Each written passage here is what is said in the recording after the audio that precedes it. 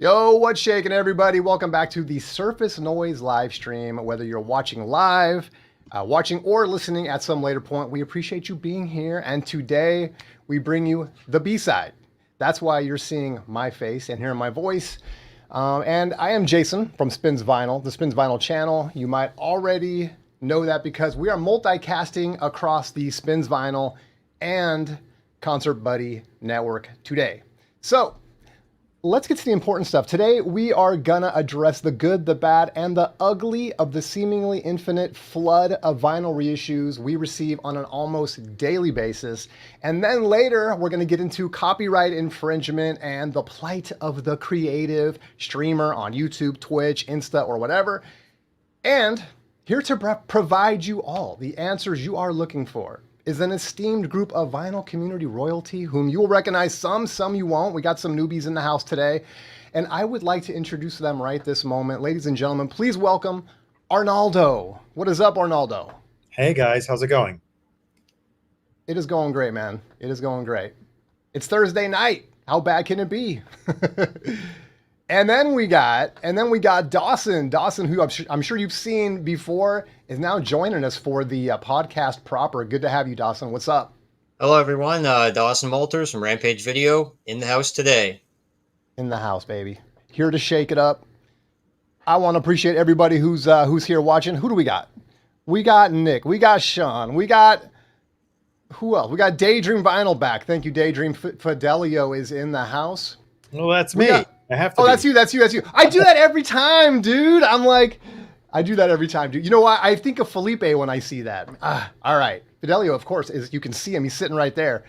Breakfast King's here. Thanks, everybody. Easy Now is here, you guys. Thank you for being here. You guys rock. What is up? We want to get into it and have some fun today. We should have a couple late birds today. We have a couple of the people that are scheduled to appear. We will tap them in as they come in. So anyway, let's get started. Let me drop the banner. Boom. Our reissues absolutely killing the value of your vinyl. No hyperbole there at all. Yeah, you guys know we talked about it before, and I just kind of wanted to approach it from a little bit different angle today. Is that, we got tons of reissues, but is there a sort of a cost consequence to that? Of course, it's convenient. It's great for people just getting into the hobby and all of that stuff.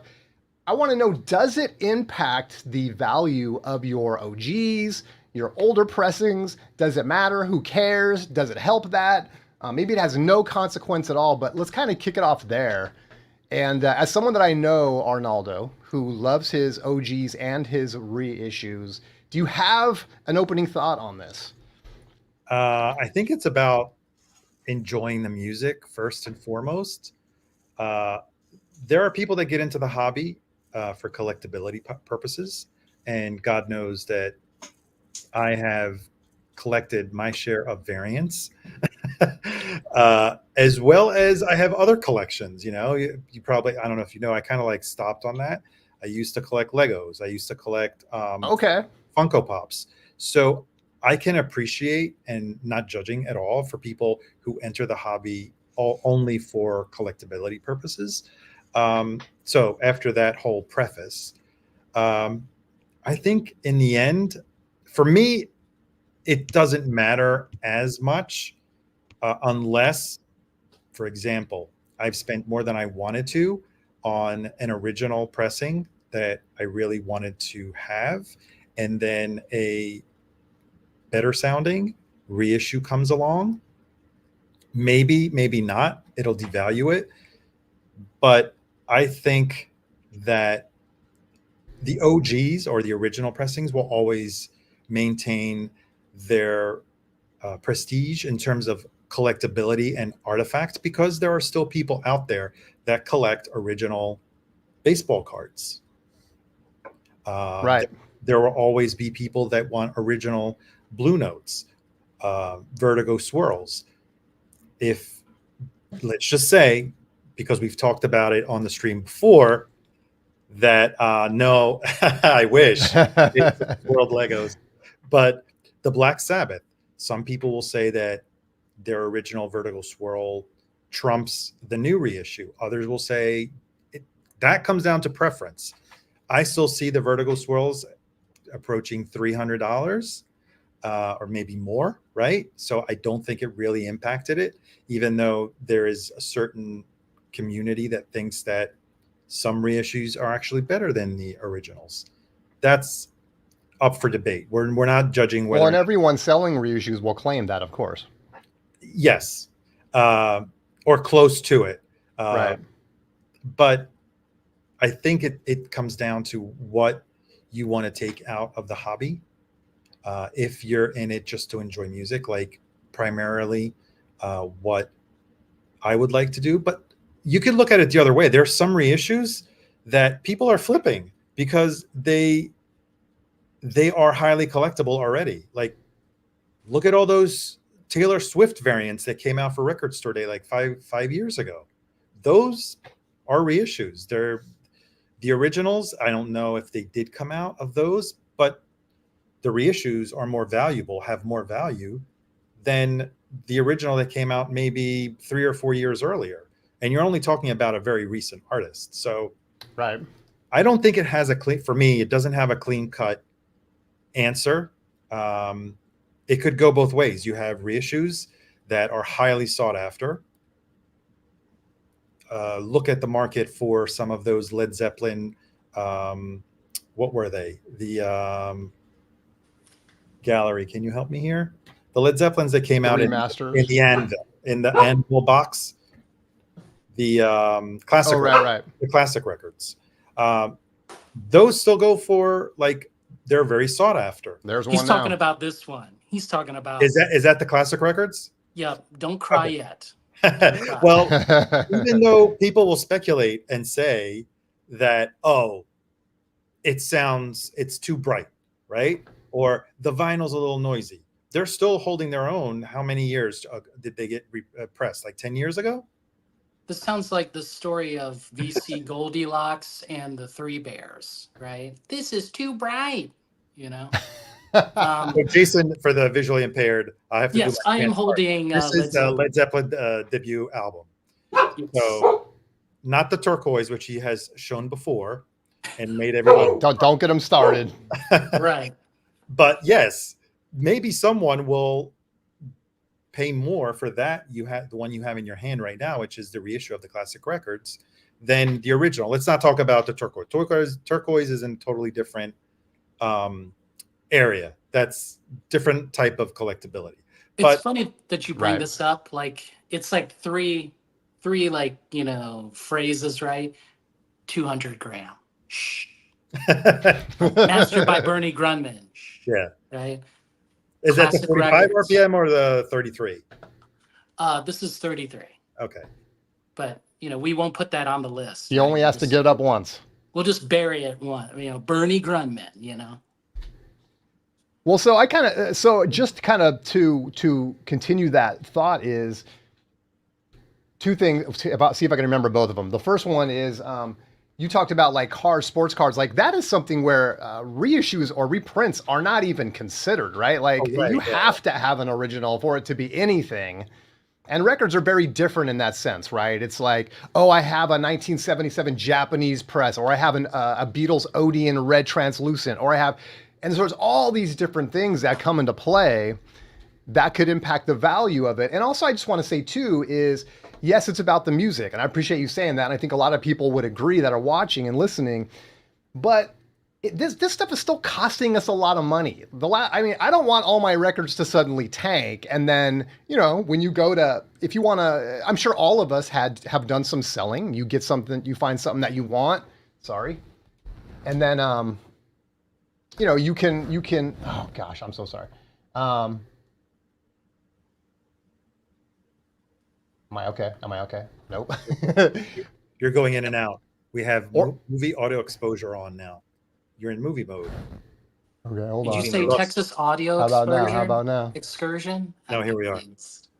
There we go. Okay, anyway, sorry about that. So what I was saying is, it's kind of both, I feel like, right? It's not like we want our records. You go out and you spend like $70 or $100 and all of a sudden the market tanks and you're stuck with it. Like that's going to impact people. So yeah, you don't necessarily, I think, have to be a flipper, or you're not just buying the stuff as an investment for the financial aspect to still kind of affect you, right? It's like you don't, And so I guess that's what I'm saying. Or no, I guess that's just a part of the conversation, right? Is that I think I kind of feel that way, which is that like, Well, I'm not buying records for investment, but at the same time, I don't want all my records to be worth nothing all of a but guess sudden. what? At the end of, was it the beginning of the 90s? How many people sold their record collections that probably had Led Zeppelin, Robert Ludwig in their collection? They probably had very good condition Blue Notes. Right. And Yeah, it happened. You're right. And they got paid what, $1 maybe You're right. a record? Yep. Because at the time, the market didn't see any value in that. And the market changes, right? There's things that change in value based on, for all we know, a different format could come out 10 years from now, which will give us the absolute perfect sound. Will people still care about records? It's called DSD. DSD. There we go. There we go. There we go. No, we only there's like a market perspective, and then there's the value that a person assigns to a specific record. Totally. I guess like market theory says that when you have more things of the same or similar, that it will theoretically decrease the value of the original one, because you increase the number of products out there and it will devalue it. But also on the other hand, that some OGs are the OG and it will remain to be a higher price. It'll keep its value over time, depending on different factors.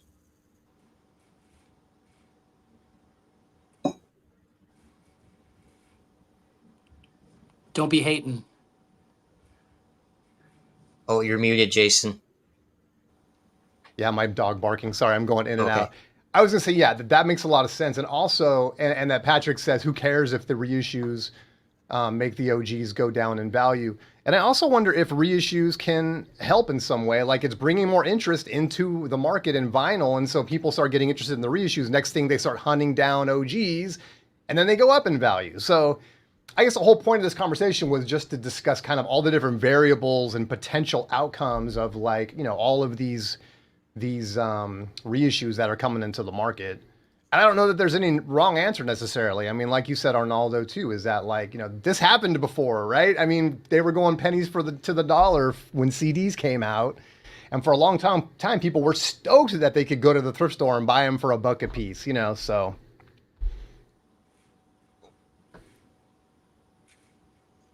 Any other thoughts? What, Jason, you got any thoughts on this? No, I'm going to go full-fledged reissues forever. Let's pump them up, pressed by Kevin Gray, just keep going.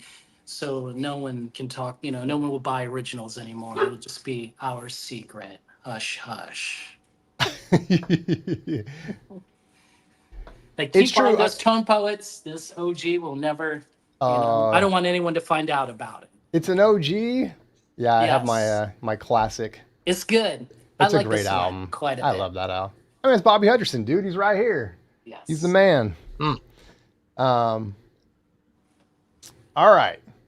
Well, heck, did we already exhaust that? I mean, we do. No, I have more points. Okay, let's go, baby. Let's get it. Okay, so you have to look at the price ceiling as well. When you have the a record that sometimes it could be a box set that might even come out for $300. That's probably going to be at $300, and then it might go up to $500, the value, depending on the market, and then it'll probably go back down slowly over time. Now, if you have a price ceiling of a OG record that over time could be slightly more than value, but also a lot of times there's record auctions, there's sales, and there's other ways to acquire records, and that record could be up to thousands of dollars. So but that's probably in the 5% of bands where that could happen. But in that case, when you're not getting reissues, it's super painful, right? It's like Patrick just is saying, it would be great if all those reissues were available all the time, so you could just buy them and listen to them. That's a great point. Like, what's worse than having, millions of reissues that are flooding the market, not having any reissues and not having access to the music? So didn't mean to interrupt you. I just wanted to kind of. Oh no, that's a good point. Yeah, and you have to look at the availability too as well, because like, you have to pay a big price if you actually want to get the record too. Yeah, we talk when Jose's on here. I talk about it all the time because he loves to bring up Pharaoh Sanders, and of course I jump right in because there are certain Pharaoh Sanders titles that are so hard to get. Yes, I want to see those repressed. Personally, my take on it, and of course I'm just bringing up the topic so we can all discuss it. I'm not necessarily taking a side, but I do love seeing the reissues. I mean, I think it creates interest in the hobby for more people. I think that's good. More people that are into vinyl, it's better. And then just having access to stuff. I think if I had any issue, it would be more with the quality of some of the, not just the reissues, but quality control and things like that, bad reissues coming out. And even when you have people that are new into the market or taking an interest in vinyl and they're picking up records that are reissues that suck and they're getting discouraged and they're like, I spent all this money on a turntable and a handful of records and they suck. And they just get out of it and they go back to streaming, That's a whole different discussion. All right. Judging by the silence, I'm going to assume we're ready to move on, unless anyone has something else. Oh, I have another one. Okay, go I was for wondering, how many reissues are remastered? Because sometimes like they'll like reissue an album, but like they would remaster it within the circulation that's happening, or would we probably keep that separate in these scenarios? It's a good question. In a way, sort of like a. Oh man, I better be careful here about my words here before I step on myself. Because like a lacquer can do only maybe 3,000 to 5,000 at best. No, if is it even that much? No, a lacquer or a stamper? A stamper, I'm sorry. A stamper, they shouldn't. I mean, it all depends on the plant, but I mean, 2,000 is even pushing it. Yeah, I thought it was like 1,000 was kind of where they try to cut it off, where you start to lose. 2,000, I think you're losing a lot already. So I would say each stamper should be changed at around 1,000. But Taylor Swift fans, Swifties won't know, so no one has to know. Shh, hush, hush. Well, Sean brings up, that's a whole nother topic, but in terms of just, how interested are you in remasters? And a lot of people don't care. Sometimes it improves it. I think the Led Zeppelin remasters, at least the Led Zeppelin one that I heard against, not a blue label like Jason has, but on an earlier pressing, I thought the guitars were punchier and more forward. I thought it was more clear, and I really liked it. I liked having the remaster of that one. But sometimes it's like, why are you fiddling with it? Like, it's already fine. You don't have to put your signature on it just to remaster it. Just to give us something that sounds close to the original. What's funny about this classic records is actually the stereo is reversed. Nobody talks about it. Oh, that's interesting. I thought about bringing up like a new video and then I'll just play like the George Piros or something. And then I'll play you this. As long as I don't, for the next topic, I don't get, copyright violations, but they're reversed. I did this next topic just for you. So if you get copyright. But nobody talks about it. I'm thinking nobody really listens to their records maybe, but that's a whole entirely different discussion. You mean nobody on the Hoffman forums? Correct. Nobody. No one commented that the channels are reversed. Correct. Wow. And they dissect records. Well, that's why I think it's just for the reissues, it's a lot of hype. No one wants this classic records thing to go down in value, so they'll hype it up, again, so there's talking points, right? So are you saying there could be a conspiracy? Correct. Like, cut by Bernie Grundman. Well, maybe they've been getting it wrong for 4 decades, Jason. Did you ever think of that?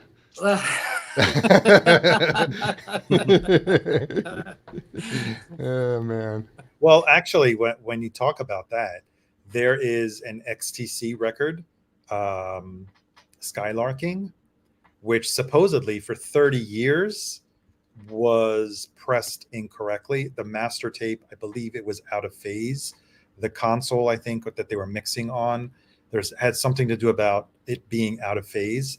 and they corrected it. Actually, someone realized it when they were remastering it, I think about 10 years ago.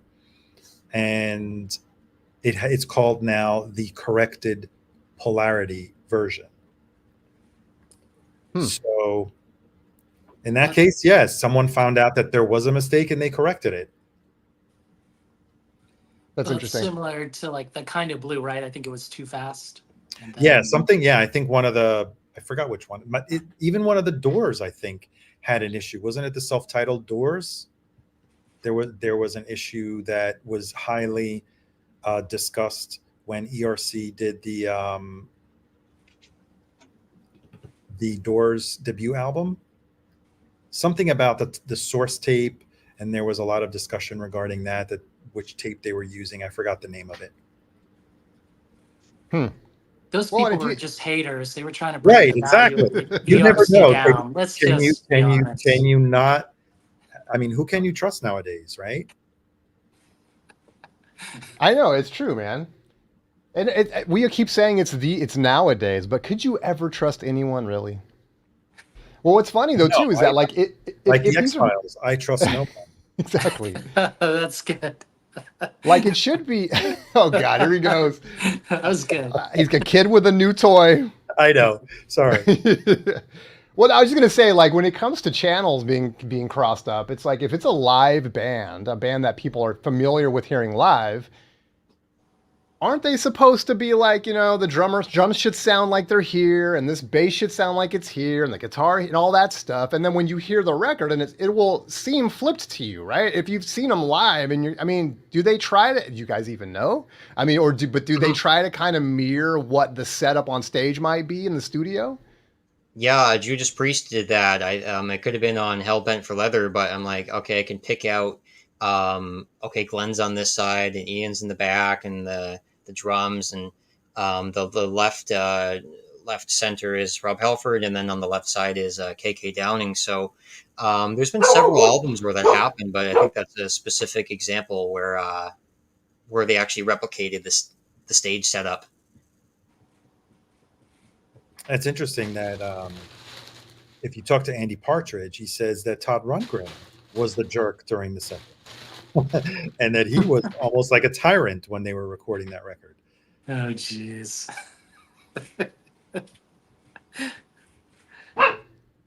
Most reissues I've heard are kind of, they're not as good as the originals. Like most originals I've heard were better than the reissues. We don't want you to say that, Dawson. You're going to start a VC panic and controversy, you know. You don't understand what territory you're stepping on, Dawson.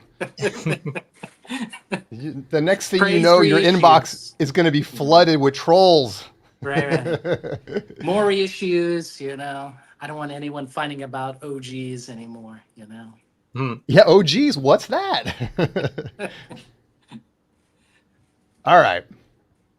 Well, let's kill the rest of this hour with, boom, we'll switch over. Can we come to a music copyright infringement compromise? And I already know the answer, but why don't we talk about it? I think our good pal, Jason Rojas, faced something recently that maybe you'll get into. I don't know if you want to or not, but, you know, I've gotten a copyright strike before. My dog just had to make an appearance today. I'm so sorry. No worries. Your dog knows about copyright, so your dog is agreeing. She's just agreeing, exactly. Absolutely.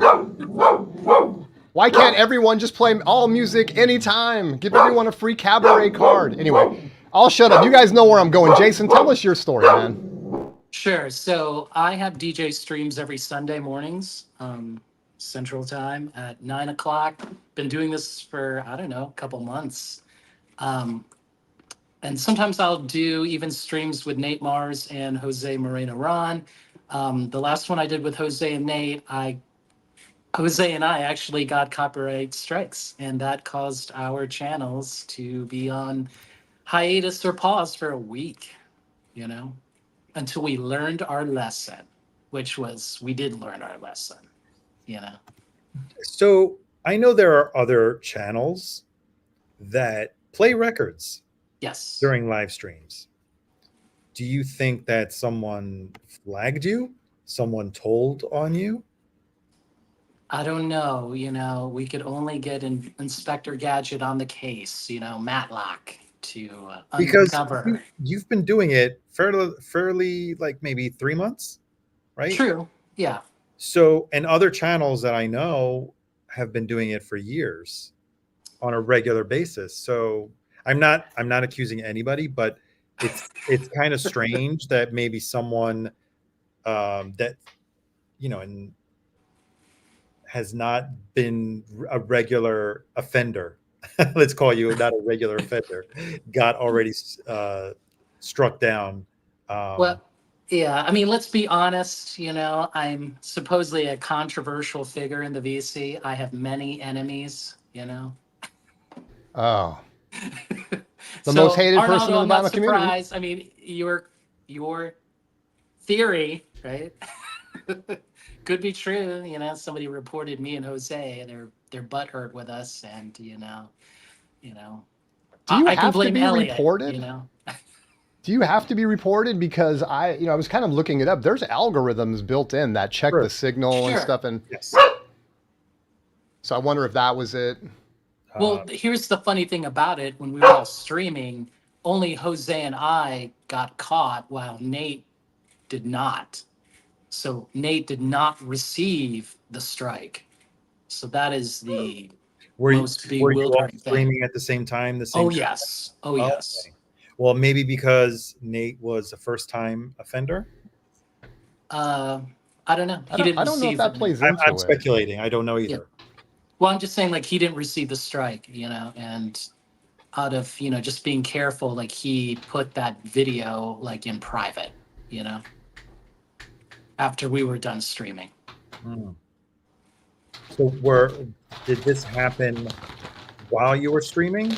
Yes, no, like, we got the strike after. But after. Okay. After. yes, but I mean, both Jose and I, like, our streams got, like, cut off, while Nate's kept going, which was fascinating, So what did they just give you a warning? And I already had a warning before, but then this one was like we're giving you a strike. You can try to appeal it. And then I appealed it, and you don't win against YouTube court. right. I got don't this know thing, who it was I'm like, fighting against. it's like driver's training where they sent me something saying, hey, you got your first copyright strike. If you want to remove this from your record after 90 days, you have to go take this class or something. Yes. Saying you understand that, copyright infringement is wrong and all of this. And I'm like, why are you adding insult to injury? Like, come on, man. It's like, really? Well, I mean, I learned not to play any more Neil Young. That's what I learned. Okay. Is that the thing that got you? The first warning, yeah. The first time. And then this one, I'm not sure. Like, once I appealed it, I didn't see the reason or why they decided to give me the strike. I've yet to, appeal and hire, OJ's lawyers to appeal to YouTube. Go get in contact with the Kardashians. That's right. Check 1 2. I just adjusted my audio. I don't know if I'm too hot on the mic. No, you're fine. You sound great. Cool. Yeah, so my thing was like, and I don't know all the ins and outs. I've looked it up in the past, but it is kind of a convoluted, and maybe Jason, you know more about it since you're DJing and stuff, but it's like, you can perform live music if you have a card to do so, cabaret card or whatever, and then radio stations can get a license from whoever it is, the copyright ASCAP and stuff like that, right? So, and I'm trying to figure it out. Can streamers do the same thing? Like, why is it that someone can go perform live or someone can have a radio station and play music? And I guess that's what I'm thinking about in terms of flexibility is, okay, I get it. I understand why it's a copyright infringement. I understand all that, even though I still think it's a little chicken S, just because it's like, come on, a lot of times you're spinning a record trying to bring attention to the artist, help them sell more records, and you're still getting a copyright strike just for playing part of a song, so yeah, my thing was like, hey, can we come to some kind of a compromise where, those of us that are, trying to bring some happiness to the vinyl community, whether it's, discussing records, comparing records, you could talk about how great a record sounds all day long, but you can't play it for anyone. And it's funny when I told people that I worked with that I had a YouTube channel and I was reviewing records and stuff. Oh, I'll go check out your video. The first thing they all say, because they're not vinyl people, is, "Why can't you play the music? Why can't we hear the music?" And so anyway, it just got me thinking. And then what happened to you, Jason, I was kind of like, "Oh, come on." And I got a copyright strike and everything. So it's way too. I just think it's just way too strict. Yeah, but I just have to be careful because now, like the last stream that I did Sunday by myself, like I had to stop after like an hour and 15 because the algorithm kicked in, and that was fine, you know. And then the one that I had in the evening with Nate, we didn't have any more, you know, um, stopping or any of that. So that was kind of strange. But then again, I don't think we were playing anything popular, you know. We're just doing some stuff that's esoteric in a way. Yeah. Maybe it was the Neil Young Pano system. Sure. I don't know if it's still up there or not. And they're like, Neil Young was like, "Hey, we already have our streaming platform." Neil Young has like a bat cave with like monitors to every YouTuber, and he can just boom, and just the alarm goes off, and it's like bam, copyright strike. Sorry. So I had I tried doing an Alice Cooper fan video like years ago, and I dressed up like Alice Cooper, and I played like "Welcome to My Nightmare," and the video just got taken down. It's just like copyright, and so that one, that one got taken down. But it was a learning experience. Right. Well, in my case, I don't do live streams, so I only do videos. And I haven't gotten any strikes, but I've gotten content flagged by the content ID tool, which is this algorithm that matches whatever is in your video to whatever's in their library. Right. And oftentimes I either utilize, I don't want to, they're called soundtracks in iMovie, and iMovie provides the soundtracks for you to use on a royalty-free basis. And other times I create my own background music using GarageBand. And also all of those loops are provided by Apple on a royalty-free basis. You have a license to use that music as long as you're not selling those loops on some other website. And as long as you're not selling those soundtracks that are provided by iMovie on some other website, you can utilize and create content with that music, either music you created through GarageBand using loops or instruments, or using the iMovie soundtracks as background music, or even the theme music of an entire video. Well, I get often flagged, or the content ID tool says, "Oh, so-and-so said, based on the whatever content ID tool we run, that there are parts in your video that are have a copyright from so-and-so." And basically, it's like, yeah, that's the free loop that is provided by iMovie, and I have to regularly dispute it and basically say, I actually made a video on this. It's a very short video on how to solve this, but it's totally different than a live stream where you're actually, let's just not say, playing music for which you don't have a license to play. So you go from one extreme where YouTube flags you for things that inaccurately, and I win, by the way, all the disputes that I put in for that reason, they're all dismissed, because I show proof that they come of the source, basically, that I have a license to use that music, and it's not copyright infringement. It's not, the copyright doesn't go to someone else. So you go from one extreme where you have permission to do so, and the content ID tool flags you without discriminating, and because that music may be used by someone else, or maybe even that author. I've seen the person who created that loop also has their own maybe website, or maybe has that track up as well on YouTube. So that's why it falls into the library of YouTube, and they can match your content to the other one that's already available. And they say, hey, someone else already has a copyright for this. So it's an automated tool that YouTube runs and flags whatever they feel is not, that is suspicious. So you go from one extreme in chastising or trying to block people that are using it legitimately, to the other extreme where you're nagging every single person that plays more than, I don't know, 10 seconds of a song because it's protected by copyright. And sometimes there's record companies that make deals with YouTube to have all of their songs are ready to be automatically flagged down. And then there's other record companies where they just kind of let it play.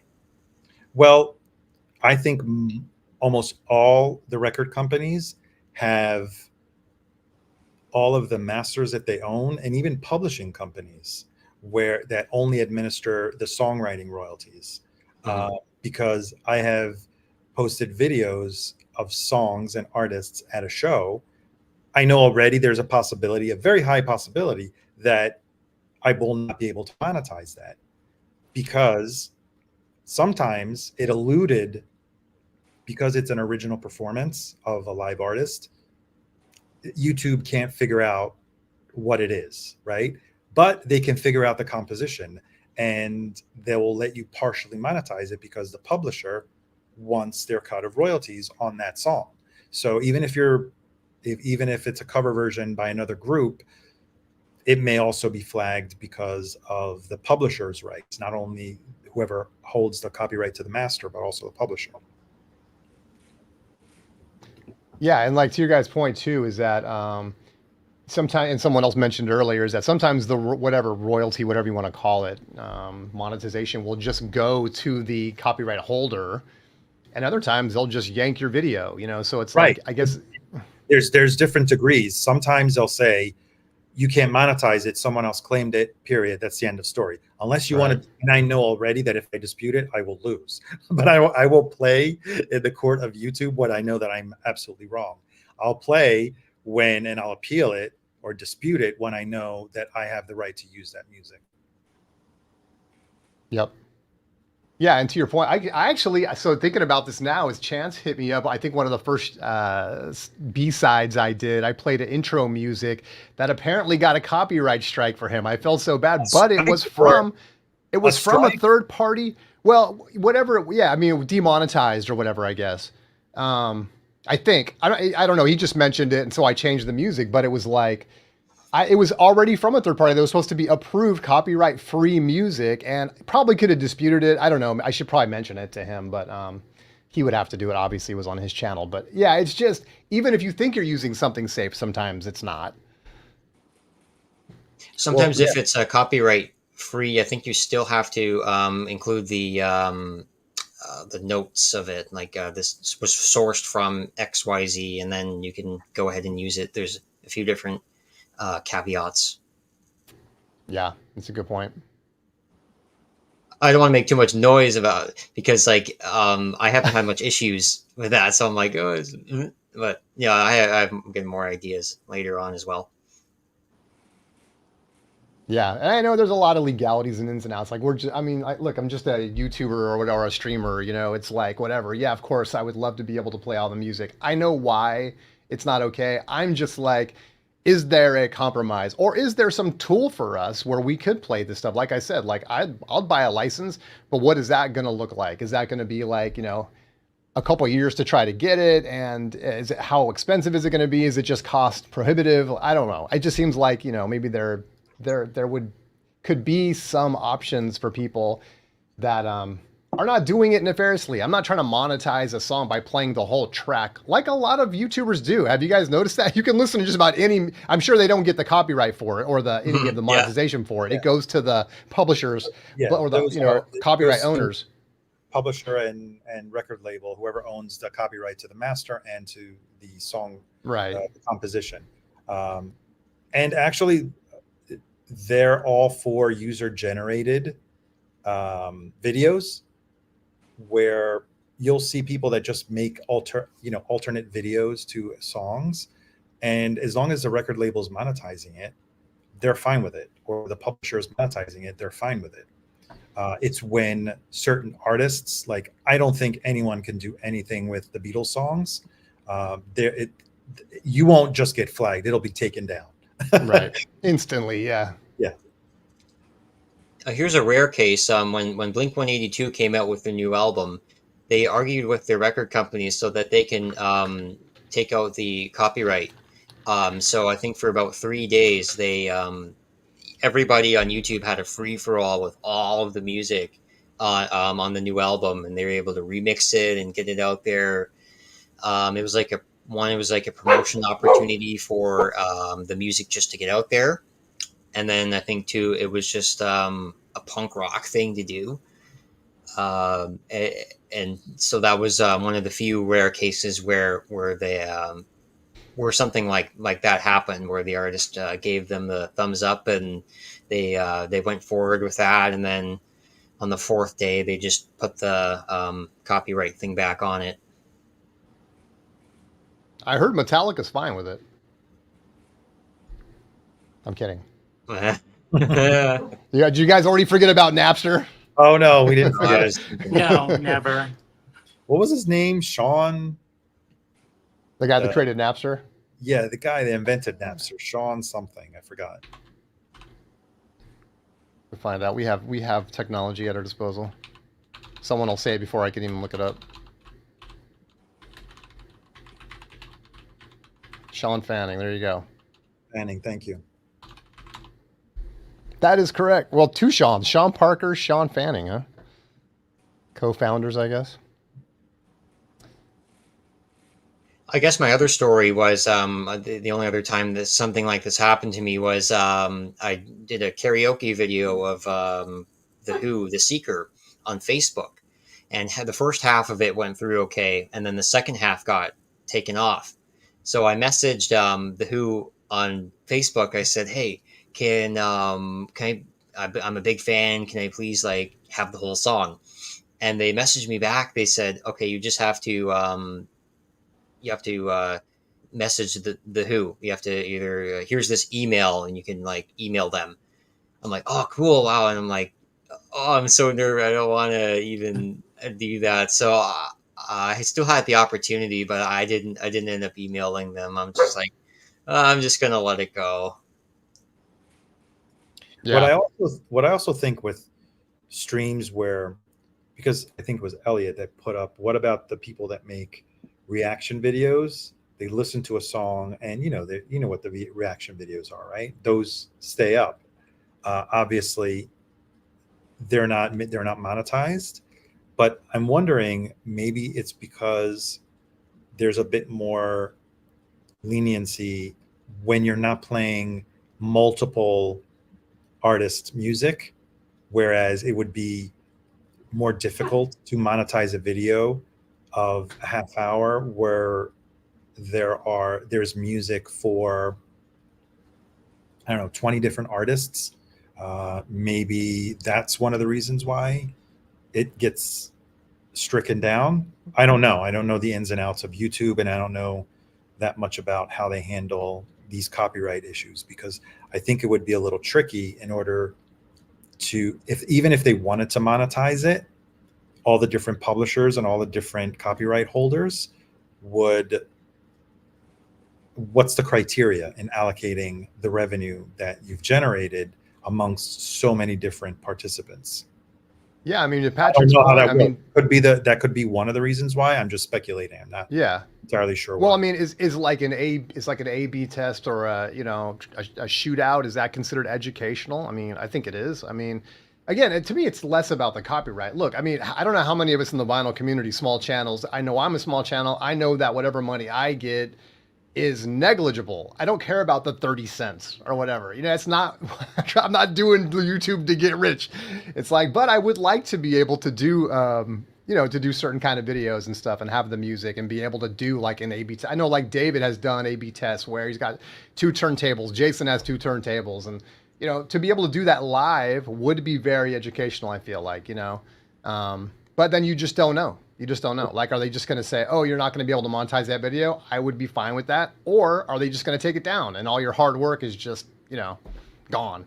Or maybe there's someone that's listening that doesn't want you to know the difference between the reissue and the original. The classic records is better because the stereo is reversed. Brother is watching, so they don't want you to know. My Led Zeppelin comparison video is still up, and then, you know, I A/B it. I've never had that taken down, probably only because me and Chris Vinyl Piper are talking over it, and maybe that's like stopping the algorithm from kicking in. Someone in the chat said exactly that maybe when you're talking over it, it kind of confuses the algorithm or the Content ID tool. Yeah, I thought even about doing maybe you know, just to be able to play, because part of where I play music a lot is like on my Whatnot streams, and I was streaming those to YouTube. That's where I got my copyright strike from, and they took it down, and they're like, don't let it happen again, kind of a thing. And I was like, okay, fine. Whatnot so far doesn't seem to care. I mean, and yes, I'm talking over it constantly, but there are times where, yeah, I'm sure some of the music is coming through and stuff.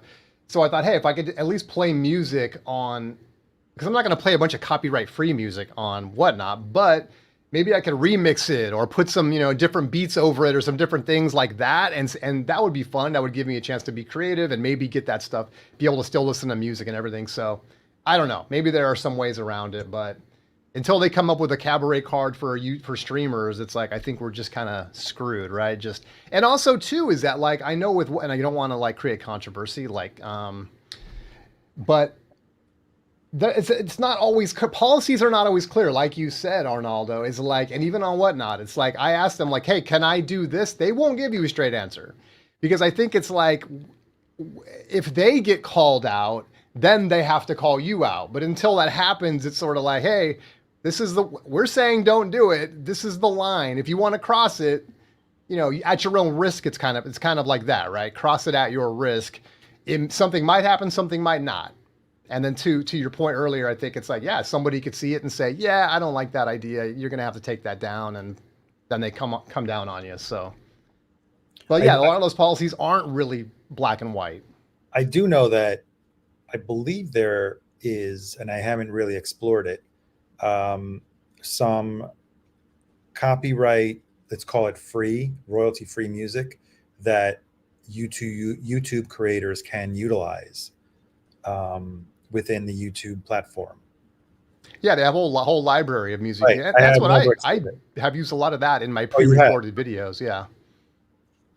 And I think it's easier for pre-recorded videos, right? It's like I can just add the music and stuff. But for me, it was more about like doing live stuff on the stream. Yeah. Yeah, it makes more sense to just play music on Spotify or whatever, or spin records. But we know what happens to those people, huh, Jason? Yes. It was interesting too. Like you came down, like he was gone. It was like the mafia got him, man. It was like 1 second he was there, the next second he was gone. But were you able to resume, or was it immediate? I'm able to resume for a little bit. Okay. But then it gets cut off, and then that last Sunday, I kind of knew like should stop, you know. Yep. Free Jason. That's right. Absolutely. Well, I didn't know. I was like, is he going to be able to come back? Like, I don't know at what point do they just like take your channel down? I mean, have you heard of that happening to anyone, or is it just videos? I think it's 3 strikes and you're out, you know. The 3 strikes thing. Right.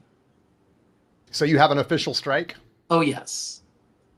And it won't, it'll expire in October. Oh, it does expire. Yes, it does. So did you have to take that thing? Did you have to do that, jump through those hoops to get that to happen? Well, I had to take the class after the warning, but then now that I have a strike, you know. Oh, you had to take a class? Yes, it's a video. Oh, wow. Well, yeah, that's what I meant. It's almost like driver's ed to get points off the license. Right. Ah, interesting. But I'm okay. Like as long as I stop, you know, after the first, you know, stream, you know, cut off, I've turned out fine, you know. So you're getting a sense of who you can play and who you can't play, kind of thing. Yeah, and like there's like some things like you can't ever play the Eagles. That'll never work. I mean, why would you play that anyway? You might want to A/B test some Eagles. Right. Little Eagle shootout. Oh man.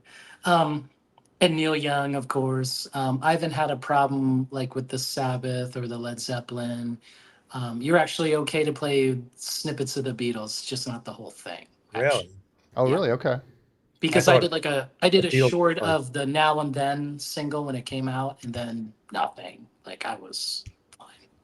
Well, I think under the shorts, you just can't monetize it. Okay. Um, But I mean, they did block the Eagles on the short. Oh, they did on a short. Oh yes, yeah. Because when that Hotel California, like One Step came out, I did a short of it, and it never got approved. Like it was nope. We're not going to put this. So that's interesting. Yeah, well, it's like on Instagram, they have a lot of that music built into their platform, right? Where you can just search and select it. If you do it that way, it's like you're okay. You can't monetize. Correct. Usually, at least the ones I have used, you can't monetize, but you're okay with it. But I don't know. It seems like YouTube's maybe a little bit different there. Yep. So that's probably actually a great suggestion. And like, if you want to add a soundtrack that they provide, the Beatles or whatever you want to play, so that you don't get stuck into that, because there's some artists. If I wanted to play an entire Beatles song on one of my videos, probably it would be taken down. I'd probably get a strike for it. But if they provided it, obviously, in the sense that they provide it, but you can't monetize it, maybe that could be a compromise. Yeah. Yeah. And I mean, I'm fine with that. My channel's small enough. I don't care. I know when it happens to Rick Beato, I know it's a big deal, but like for me, Has it's it ever like, happened to him? Yeah, he's talked about it. Yeah. Really? Yeah. Like he couldn't play Led Zeppelin, and then he had to fight it. And that took a couple months. And he actually won his, appeal on it because he's a big channel, Is it the videos where he discusses the songwriting? Yes. And plays snippets of the track and then comments on it? Okay, I've seen other videos that he's done that for. Well, now he's to the point where he's interviewing a lot of these. He's interviewing Sting and different, these massive stars. It's like, that's your get out of jail free card right there, right? It's like, hey man, I'm interviewing these guys. Like, of course I can play their music. Although that's not always going to fly, right? No, artists don't exactly. They don't own the licensing. They don't own it. They don't own it, so it's not them. They could say, yeah, sure, if it's the record label allows you to do it. Right. I kind of like the A/B testing because like it's an investment, and you're getting those new albums and those different ones, and it's really detailed in the how people can experience music and the different nuances between the A and the B, and like that's what I do when my friends come over. My friends come over. Hey, I have the remastered. He might have the original. We'll play a track or two. Just at home at the stereo. I'm like, okay, I like this part. I don't like this part. And we kind of like, we compare them. So this is kind of like the public version of, someone coming over and comparing those two records together. Right. All right. Well, what do you guys think? Anything else? I don't want to interrupt anyone. Does anyone else have any comments on this copyright issue? Potential solutions? Are we just whining and it's just nothing's going to happen? Who are we? We can't move the needle. Nope. And yeah, we're on that platform, so we better say nice things about it before they take us down. I don't know, Arnaldo. I guys, I already have one strike. Might as well go all three and get canceled, right? Are they going to cancel you for talking about it? Okay, they can cancel me for talking about it. I don't care. Come on. It's just YouTube. Jeez. I don't care. Yeah, I wonder if whatever we say falls under the freedom of speech. Sure.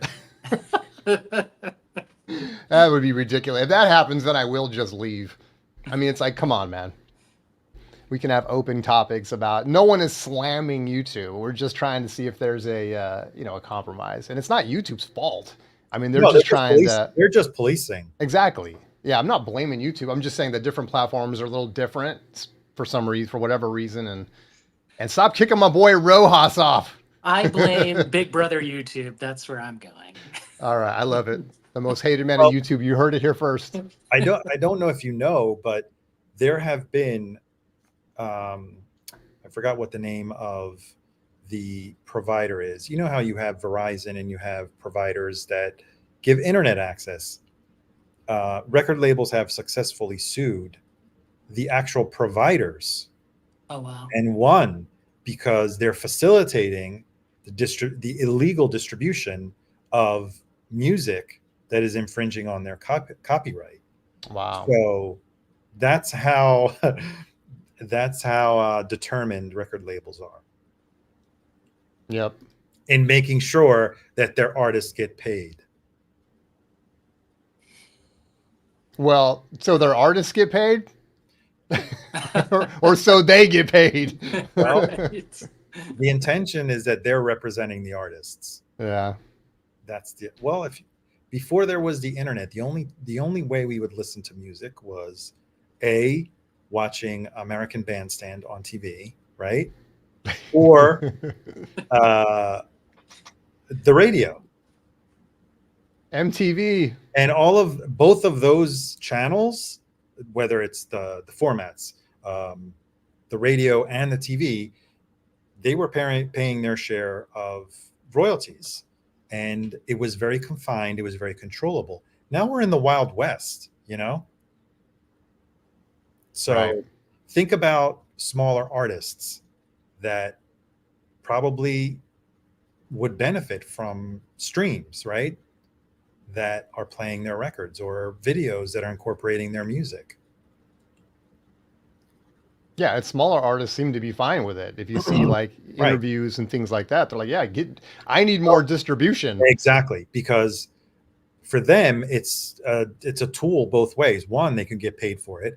Two, it gives them more visibility. Right. There's so much music nowadays that we're overloaded in different directions, and a lot of music gets lost. Whereas 30 years ago, look at those charts. I mean, those records stayed in the charts for years because there wasn't as much music available. Right. Are you saying there's too much music now? Maybe there is. Or I would say too much bad music. Oh man, too many reissues, too much bad music. Right. We'll just bring the whole vinyl community down on us. Sure. All right. Well, we could jump into the freestyle. We will end the podcast proper. Thank you everyone for joining. If you're watching live, do not go anywhere. We have absolutely nothing planned, just the way everyone likes it. I have not programmed anything for the freestyle, so we just have some fun and play it by ear. So everyone, thank you for joining. I appreciate it. We're about to jump into the D side of this podcast. So here we go. I have to change branding. Oh, there we go. All right. And we might get some help on this too. We have some other people that might join us for this. So yeah, I didn't plan anything, guys, and that was on purpose, because some people were like, "Oh, we're just getting programming for the freestyle. That's not freestyle." So it's like, all right, let's get into freestyle, baby. We'll make it as free. We're gonna be free balling it hardcore today. Oh, and here comes Elliot, just in time for the freestyle. Boom. What's up, Elliot? Good to see you. Elliot, you're a celebrity now. You got featured on Vinyl Community. What's it called? Jason, help me here. The Instagram. Vinyl Community Casting. Vinyl Community. Do you know that? Yeah, I saw that. I saw that earlier today. I was You're honored. A celebrity. They could have picked a lot of people or pictures to hurt my feelings, but they actually that made me feel good. That's my man. Maybe it That's was awesome. intentional. All right. I got that old teacher vibe. Right there. I got that old history teacher vibe going. So, Nice. Well, so yeah, you guys. Vinyl community casting has been laying low for quite a bit. They used to be, let's call them they, because we don't know if it's a he or a she, have been not as active as they were a year ago, right? Can you explain what that is for those of us that don't know? I'll let Jason explain. Do I have to really explain this? It's it's just a parody troll account, whatever you want to call it. Okay, I mean, I had no idea. Okay, so it's on Instagram. I don't know that it's a. Well, do you really? I wouldn't call it a troll account. I mean, it is really, a humor. It is well, a troll. a good natured. I don't think so. Sometimes it's not, Elliot. I disagree with you. You know? Sometimes it speaks the truth. Oh yeah, at times, Like we didn't know that, this one. Let me see. Can you make? Well, when you say speaks the truth, is it good natured or is it It's usually just picking some celebrity or some cartoon character and saying that is some member of the VC. Yeah, this is really true. This is really true. That's kind of funny there. Yeah, that one's funny. When England lost, Rob Walker was crying. It was burned, Yeah. The funny thing is, like, this account, whoever they are, they do take it a little bit seriously, because the ones that were me, they took them out, So I mean, there is a person, who definitely gets, butt hurt in a way, so. We'll never know who it is. I honestly have no idea who it is. I have like a few guesses who it is. I won't mention them because I don't want to go there with that. We can always make random guesses or educated guesses, but who knows? But I mean, like what Arnaldo said, like why they've been kind of like in and out, it's kind of clear. Like if they're being in and out, that means they're just no longer interested. They've disconnected for a bit. Yes.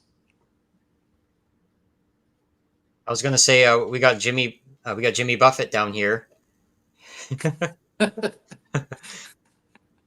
I actually saw Jimmy Buffett before Margaritaville when he was playing clubs and little college campus theater. Saw him in, I guess it was about 1974 or so.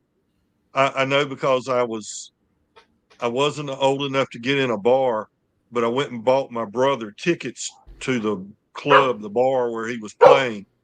And then later that year, he came to the local college and played to a half full theater, maybe 200 people there, 150 people, and put on a really good show. Buffett had a good act.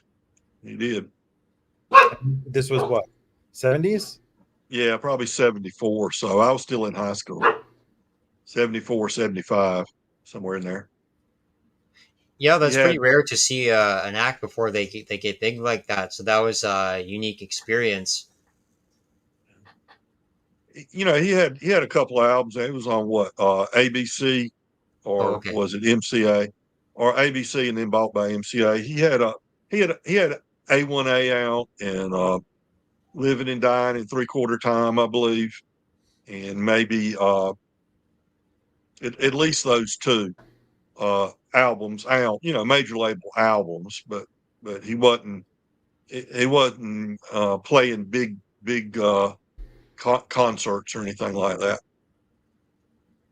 Yeah, I was at Margaritaville last night. It was really relaxing up on the rooftop bar. They played half of it was Jimmy Buffett, and half of it was other songs. So I was up there. They had I think "What's Your Name" by Leonard Skinner. I was just laying back up top there by the palm trees, and yeah. So we got a Margaritaville around town. And where is that? I'm sorry, Dawson. I don't know exactly where. Are you allowed to say? Yeah, just south of Toronto.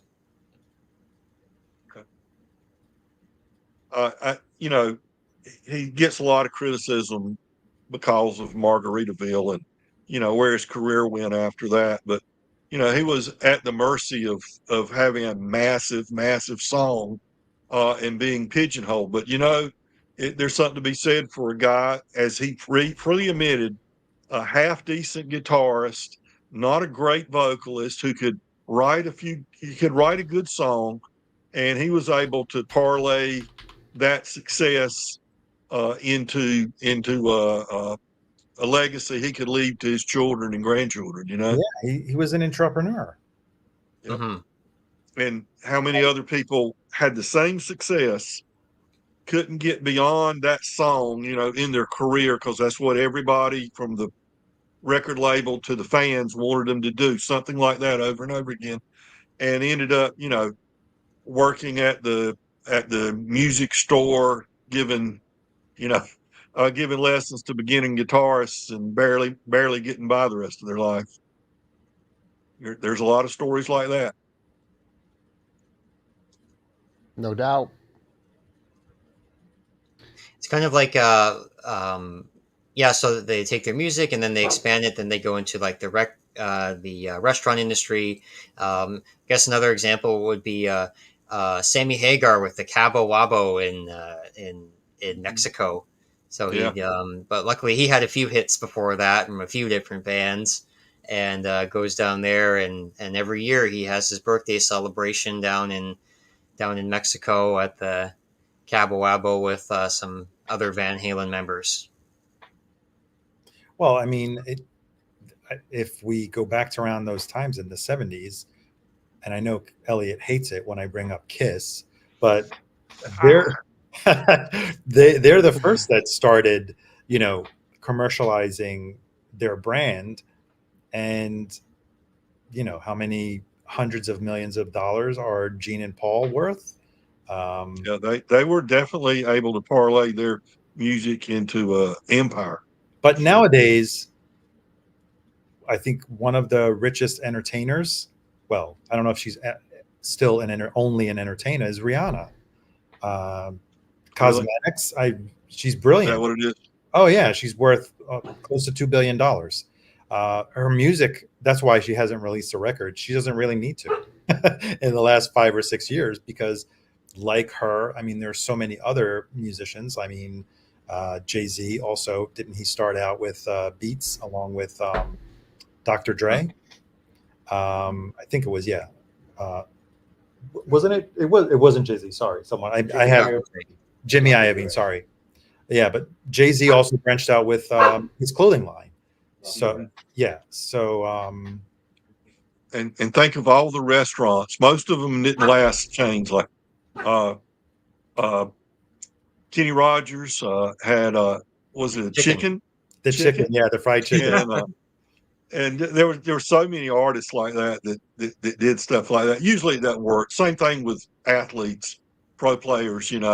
Everybody wants them to invest in restaurants. Which is, correct me if I'm wrong, but I believe the restaurant business is one of the shakiest, one of the most difficult, to maintain. Anybody, everybody's got a great idea when somebody else has got money.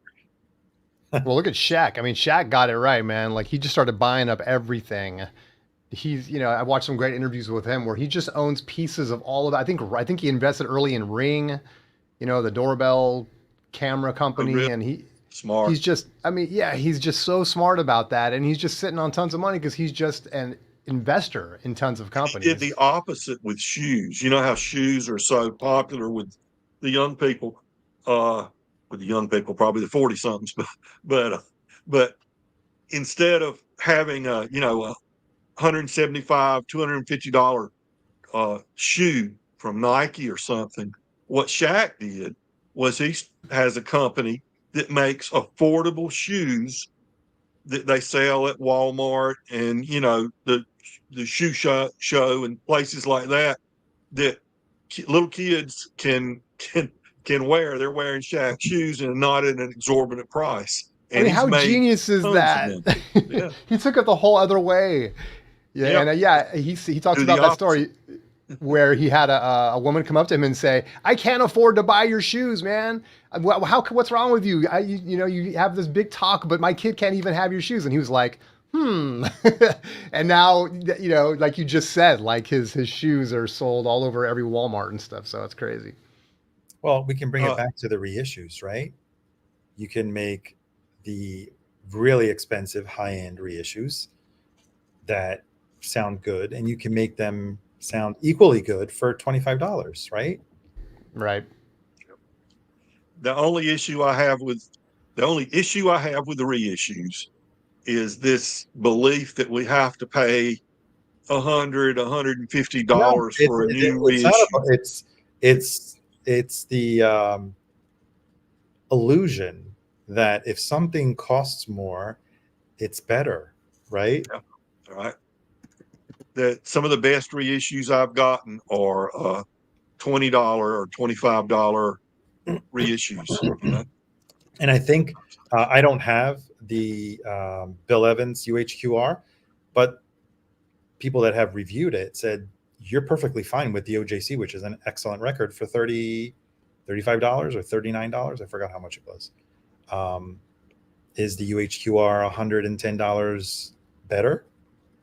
That's up to everyone to decide on their own, right? It's a personal taste. Someone may have appreciation for the $150 record, but yeah, you can make cheaper records for $40 and you can make them for $150.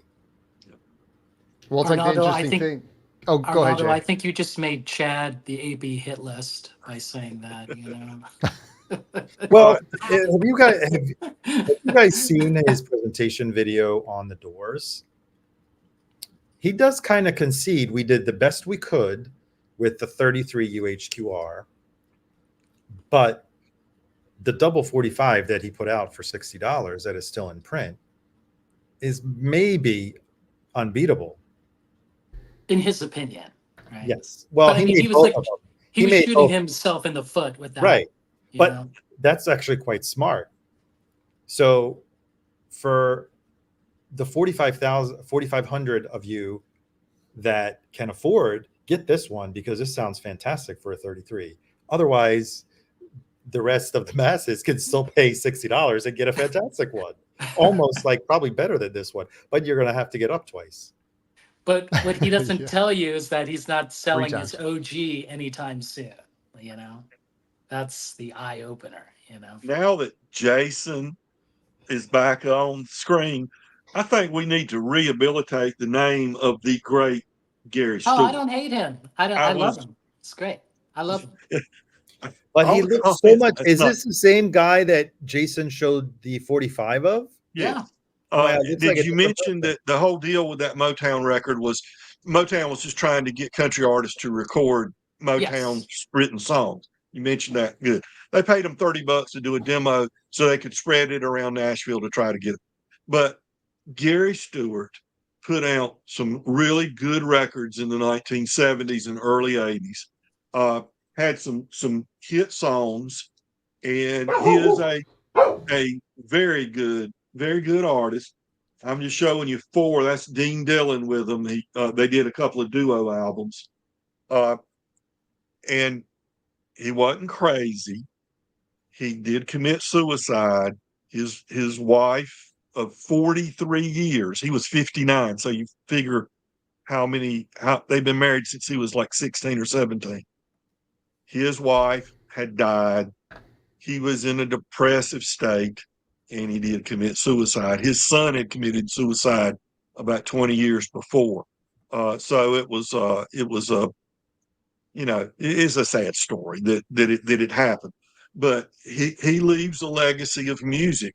It was the best song was his biggest hit. She's acting single and I'm drinking doubles. Excellent song, country song that was a number 1, I believe, on the country charts. But his producer, longtime producer, was Roy Day, and I was fortunate enough to meet Roy Day years in the early '80s. I guess sometime he was doing that. Roy Day was also producing a guy I knew his records as well.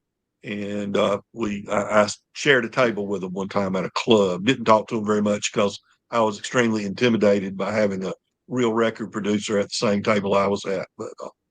But Gary Stewart was an excellent artist. So, yeah, he had a big head, but he was an excellent artist.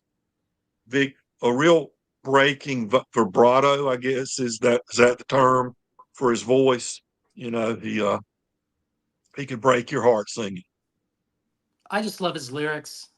He has a song called 10 Years of This, which was Bob Dylan's favorite song. If you've never heard that song, listen to it. 10 Years of This, that song. Woo! You know, I believe that one's about a divorce, you know, just relationship unraveling, you know. That's a tough song. Yeah. But you can imagine it had to be tough living with somebody 43 years. And, you know. Well, you would have to be crazy, right? That would be having them die.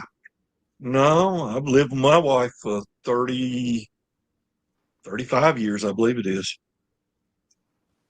You can do it. It'll work. Uh-oh, we're back to the UHQR box. It's like what was the line in Godfather 3? They keep pulling me back in. It's like I want to get out, but I get out and they just keep pulling me back in. Yeah, well, I think it's they want to, you know, they want us to keep on talking about the new UHQR box. It's nothing new, a clamshell, you know. It's just because Chad is using it, you know, it's going to be new to those folks. Well, right? Here's an interesting thing. There's like probably, I want to say 40% in terms of time of that video was spent justifying the box, right? With him showing various types of clamshell boxes that have preceded it. That was very weird. When he started taking out the MoFi boxes, I'm like, what is he doing? Can you get split seams in a clamshell box? You can. Oh, well, yeah, that could fall apart. It Okay. could, like, yeah, the part that opens up, that's probably like a tape cardboard kind of reinforced, right, thing. Correct. And it could wear away. Older clamshell boxes can fall apart.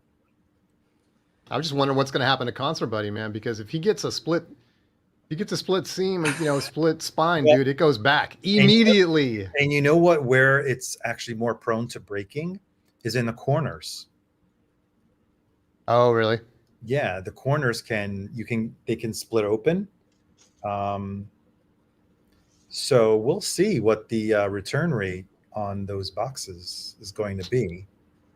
Because what's the suggested retail on it? Oh, it's the same. Well, here's the kicker. It's going to cost less. It's going to be cheaper, but the price is still going to be relatively the same. Yeah. So I thought actually that the Marleys were at 100 price point, but they weren't. But basically, a box that costs less now still has the same price point, which is my issue. Well, I can't wait for those videos, you know, so people can cry about their. But then again, right? But then someone else can say, "Well, MoFi changed their box, correct, and they didn't change the price." Well, maybe MoFi's price point was the same. They never really like the cost. The cost for that older box and the newer box probably is very similar, but the UHQR box is a very expensive box. You can totally tell by the manufacturer of it. But yeah, that's just my 2 cents. Arnaldo, I saw on like Facebook or something where they're now shipping the Black Sabbaths unnumbered. I gave you guys a preview 2 weeks ago, last week or 2 weeks ago. Yeah, 2 weeks ago, I think. You had your window to flip it. If you didn't pay attention, I gave you guys the heads up. Here it is. I actually still have it here. I mean, is that the end of the story for you? Or are you going to try to get a numbered pressing out of them? No, they're gone. They're gone. And what was the original numbered? How many were in there? On the other one, actually, I don't remember. Well, did you return it? Because maybe that's part of the story I missed. No, you still have it. Okay. I still have it. They didn't ask me for it. I have a clean split, but they sent me the unnumbered. They thought that maybe I wouldn't notice, and I did notice. And when I pointed it out, within an hour, I got a refund. Oh, wow. An hour. I told them I paid for a numbered edition. Not only did you put it on back order, not only did you make me wait 6 weeks, I got it, and it had a seam split on it. Yeah. So that means they already knew that they were going to have the unnumbered versions. They had planned it out. Well, I told you I got this 2 weeks ago. So right before they dropped them, and I haven't opened this, but I know that the promo copies had zero. They were numbered, but they were all numbered 0. I would have been happy even with that if they had sent me a numbered with a 0 on it. Get you a real high quality pen. No, right. Pick a number. You need to have also the engraving. I think the numbers aren't. You need like an embossing stamp or something. Yeah. It can be done. It can be done. All right, Elliot, private chat me and we'll figure it out how to do this. Elliot's you can start selling Rhino Hi-Fi coming soon. Elliot, are you selling these on Etsy already? I once had a record from the 70s, and there's probably a split at the bottom. I bought the record. I went home and I wanted to go play it, so I just went to pick it up, and it fell out the bottom. Oh, a little scratch. Oh, the first time maybe I did get a return, but I don't think they were taking returns. Rhino, when they mess up, they just send you a new one because it would cost them more to pay for the shipping to return it. Well, especially an unnumbered return, right? Were they even issuing No, those he yet? was saying that maybe the first copy that I got was I gotcha. a return. I gotcha. Well, when they first issue these, they're advertising this as a limited edition number, right? Correct. Now it's then they're turning around after they sell all them, and now it's a limited edition with not numbered. So Correct. it's not like it's that rare a record, with the exception of having a little number at the bottom. Basically, like someone would say, you can't play the number. That's right. That's right. Well, but you can imagine when it came off the stamper and all that stuff, right? I mean, you can be like, oh. Again, you're going back into the artifact, It becomes an artifact because it has a number on it. Right. Yep. So you're collecting the artifact and you're not actually collecting the music. Well, what about new music? Is it a new artists, I should say, that, we talk about a lot of the older stuff and the reissues, but we get there's some good artists out there coming out these days too, right? This is I don't even know how you say the name. Palmyra, Palmyra, something like that. And this is an EP. This is a group from I think they're based in Richmond, Virginia, and they don't give credit.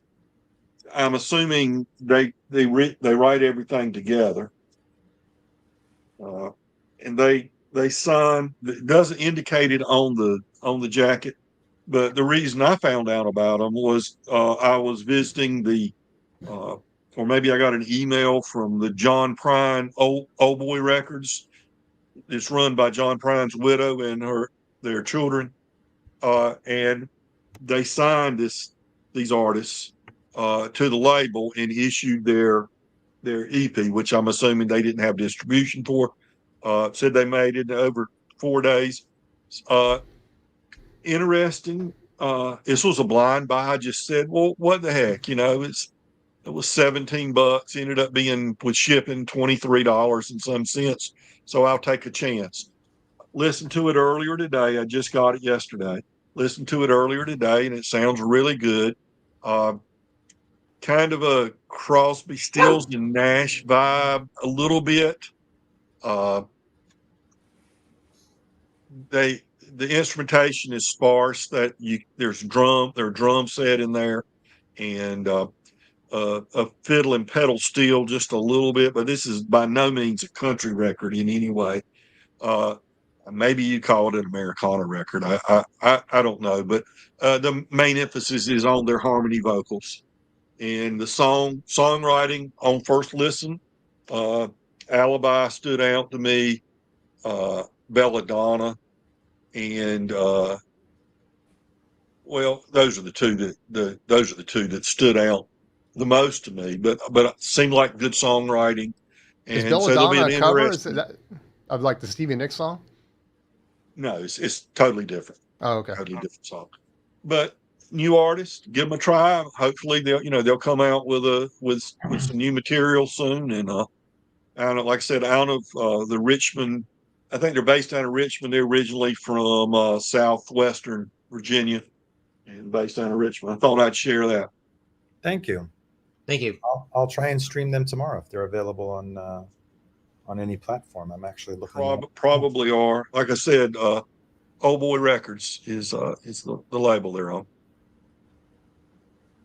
I see your comment, Vinyl Richie. There's not a lot of Americana's not country though.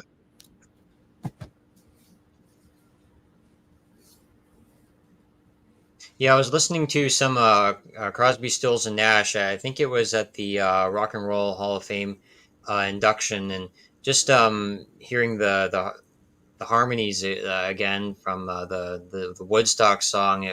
It was great just seeing that blend of voices together in that song.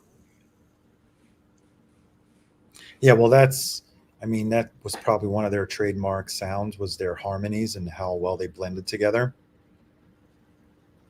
I just had magic for a few records, for sure. Yeah, because some of the later records they lost the magic, like you would say. Yeah, maybe the '80s records, right? Didn't they do a reunion record in the '80s? They did. Mm-hmm. With also Neil Young on that one, right? I don't have that one. Yeah. That one was okay. There's a couple really good tracks on there, and then the rest was kind of standard.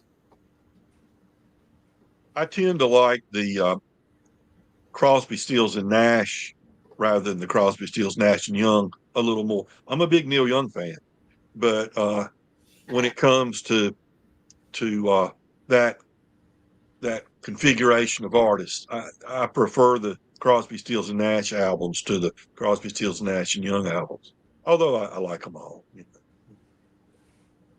wouldn't trash any of them. So, Jason, what do you have to show us that's new? I only got old records. Only old records. Yeah, I got. Well, yeah. I mean, they're new, but they're old. Today I got the one hand clapping. Oh, okay. The Paul McCartney, and I'm looking forward to listening to that. This is the version with the 7-inch in it, which I think was only available on the label website. And of course, it took me a while. I had to watch like 5 videos on it to finally get convinced to pick up the Mind Games reimagined, or what is it called, remixed. And something that I actually listened to before, you can tell I utilized the coupon on Universal last week. This is a fantastic box set. If anyone hasn't listened to it yet, there are really great versions that have never been released. I wouldn't even call, some of them do sound demo, some of them just sound like alternate versions. I think there's a few songs that. How many records are in that, Arnaldo? There's 6 CDs in here. Oh, 6 CDs. Wow. Yeah. I went the CD route because the vinyl version doesn't have everything. They have a selection of what's in the CD version. So yes, I'm not a CD hater by any means. And and then there's, I think the last 2 are a phenomenal live concert. I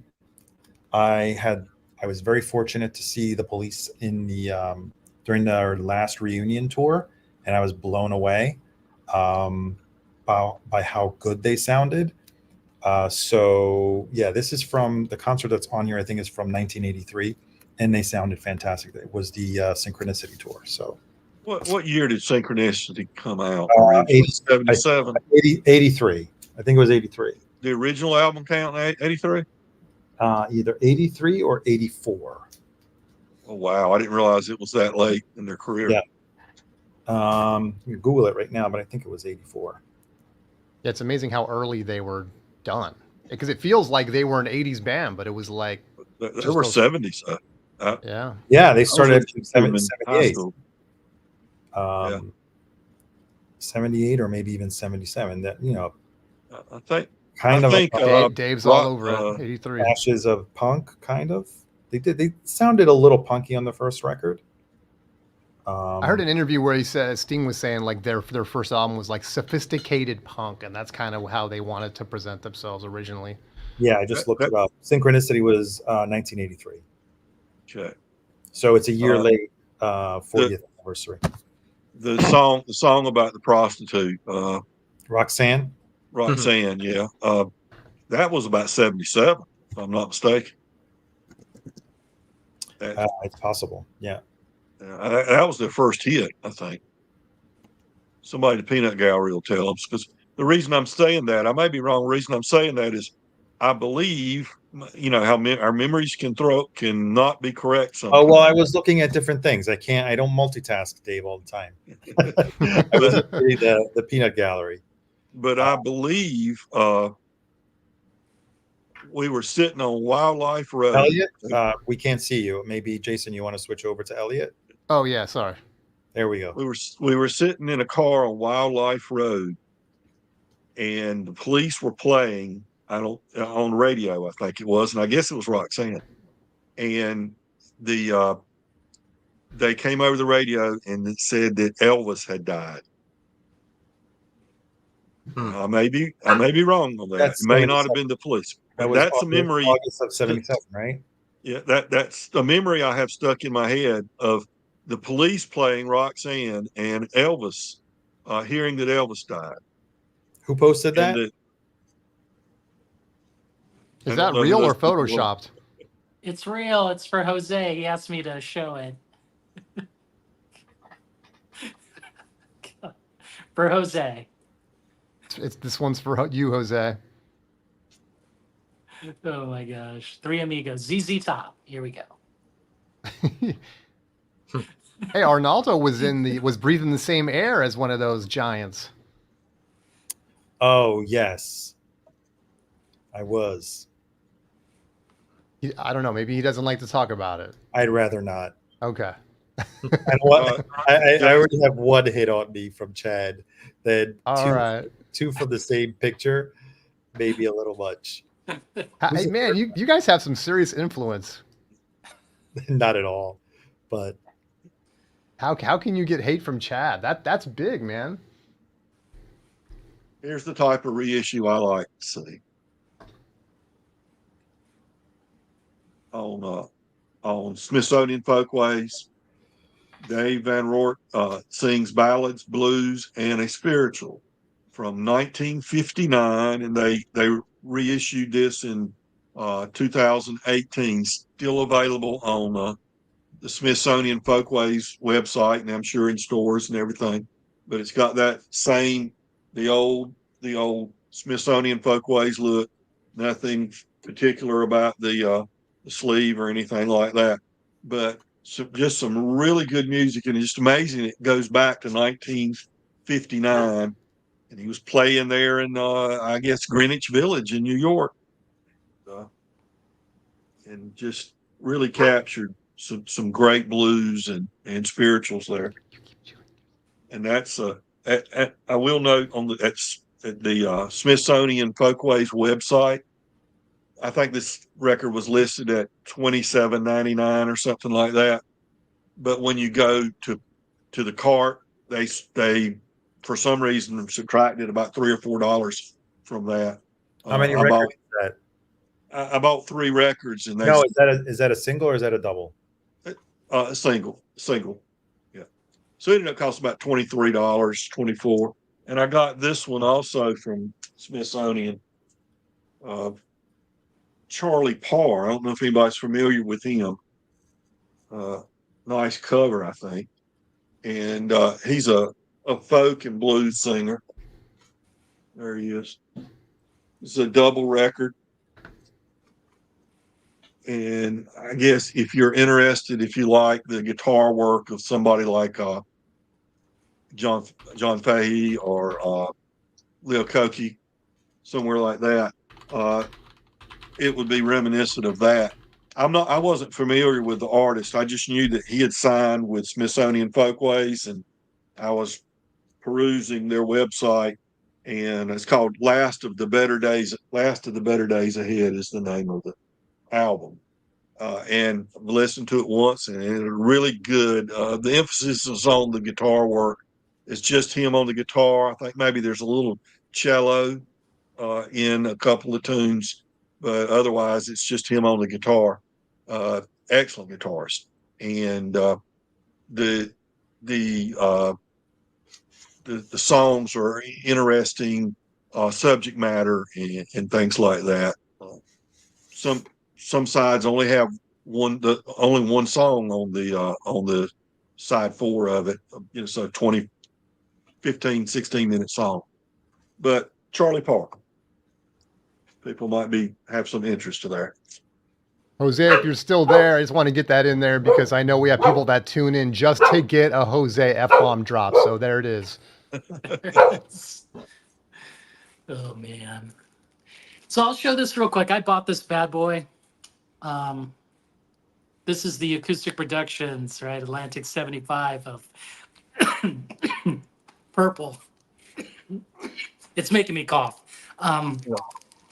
The thing is, it sounds okay, but the drums are turned down, in my opinion.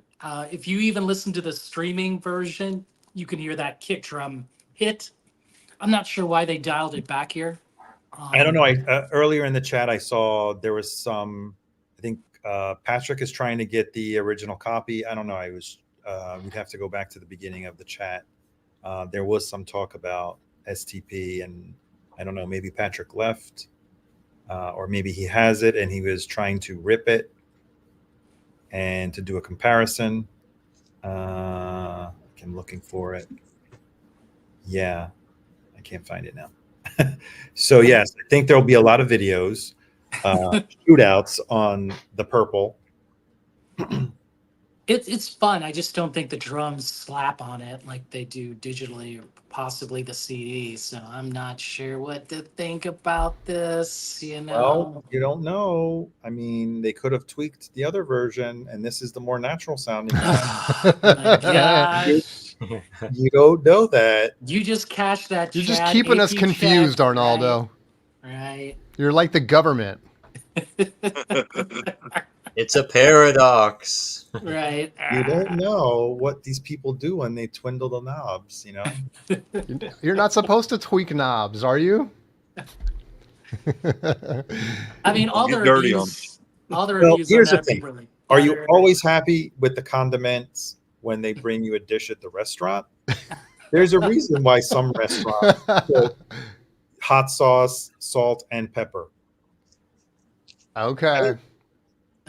You can add whatever spices and however you like it, right? Well, did you listen to your In Excess? Not yet. I have not. That actually sounded good. There was like one song, I think it was New Sensation. Mm-hmm. Sounded completely different. Is that a good thing or a bad thing? I can't say. Just like when I heard Michael Hutchinson's voice just like come out like forward, I was like, wow, that's not how I remember this. Like, huh. And I was like, everything sounds okay except for that song. I don't remember. It was off, you're saying. Yes, it was off to me. It's like George Lucas messing with Star Wars, right? It's like sure, Han Solo shot first, right? I mean, come on. We didn't have Jabba in, A New Hope. It's like, and sometimes it does feel like, it's revisionist history, or is it just some third party coming in and saying, I think I'll crank up the vocals.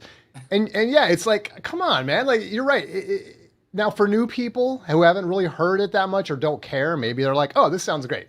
But for people that really have an affinity and a relationship with the original stuff, it's like, it's weird. We'll have to call Malcolm Gladwell on this. Yeah. Actually, most records I listen to them just out loud. I like the atmosphere, so when I experience records, like I kind of put my chair in the middle and I'll turn the speakers just slightly a little bit, and then I like the sound through like in the air, and I get to move around and listen to records that way. So you're saying you're a weirdo like the rest of us. I never listen people get to the headphones music. on, and yeah, I never listen to music with headphones on. I mean, I'm fearful that it will mess with my hearing, damage my ears. Well, how many concerts have you been to in your life, Elliot? Yeah, a fairly large number, not a obsessively large. I think you're too far gone at this point. You could be right. You could be. Well, don't admit that here. You have a YouTube channel. How will you have any credibility when you admit that your hearing is gone? Well, I always make sure everybody knows that I'm not an audiophile. So, well, here's the thing. I mean, I think it's scientifically proven that as you age, there are certain frequencies that you can no longer hear. Yeah. Some people lose hearing altogether, but most of us just lose certain frequencies. I actually went on a website that you could check, and it showed the different frequencies that you lose at 40 and 50 and 60. What percentage of people lose this much, and mine was actually better than average. I did a hearing test. I think it was like around February or March, because I had a really bad infection, like sinus infection, and I felt like one of my ears was constantly underwater for like almost 6 weeks, and I was kind of worried, and there was a little bit of like fluid in the canal, but it was more of a sensation that I was feeling like pressure, because when he did the test, I'm like, no, you can hear perfectly fine. So it may be the fact that I was having like this pressure on one side of the canal. It wasn't even in the ear canal. Like it was probably in between the sinus and the ear. And then it just went away. But yeah, I have papers, so I can hear very well. And those hearing tests, the frequencies that they say certain words is like, you really have to concentrate, because you're in this booth that is soundproof, and you could hear that the words that are spoken are slowly getting lower in volume, and I was paying extra attention because I didn't want to fail. And it's not as so much as you were taking it personally. Yeah, it wasn't so much just raise your hand when you hear the beat. No, it was interactive. Like I would have to repeat the word that I heard, because the person on the other side was, it was interactive, and would ask me what's the word that I just that you just heard. And I think I messed up, because I was like, it sounds like, I don't know, tomorrow, whatever word that was. And then when I came out of the booth and I asked him, like, I kind of guessed a few of them. How did I do? He says, no, you did perfectly fine. So I've got to go to the DMV, and they'll probably make me do the eye test. So I'll probably be guessing on a few of those. to try to make it through the eye test for the DMV. Well, yeah, those are also, I mean, that's a breeze. If you can't read those with glasses, you shouldn't be driving. I hadn't taken the test in a long time. I tried to renew online and they said I had to go in. So I think every 16 years you have to take another eye test. Well, I think the license is good for 8 years. And if you do one online, renew it online, the next time you have to renew, you have to do it in person. Oh, you have to do it probably in person. to get a picture, because we change in our looks a lot over that time. Yeah, that's one thing that I mean, most people go very often to get their eyes checked because they already have prescription glasses, and it's kind of like a routine every year or every other year. Most people that are that wear glasses, they have their eyesight checked, but very few people have their hearing checked. It's true. I think more people at the VC should have their hearing checked. Well, I posted the online hearing test in the Peanut Gallery chat. Just in case you want to test yourself,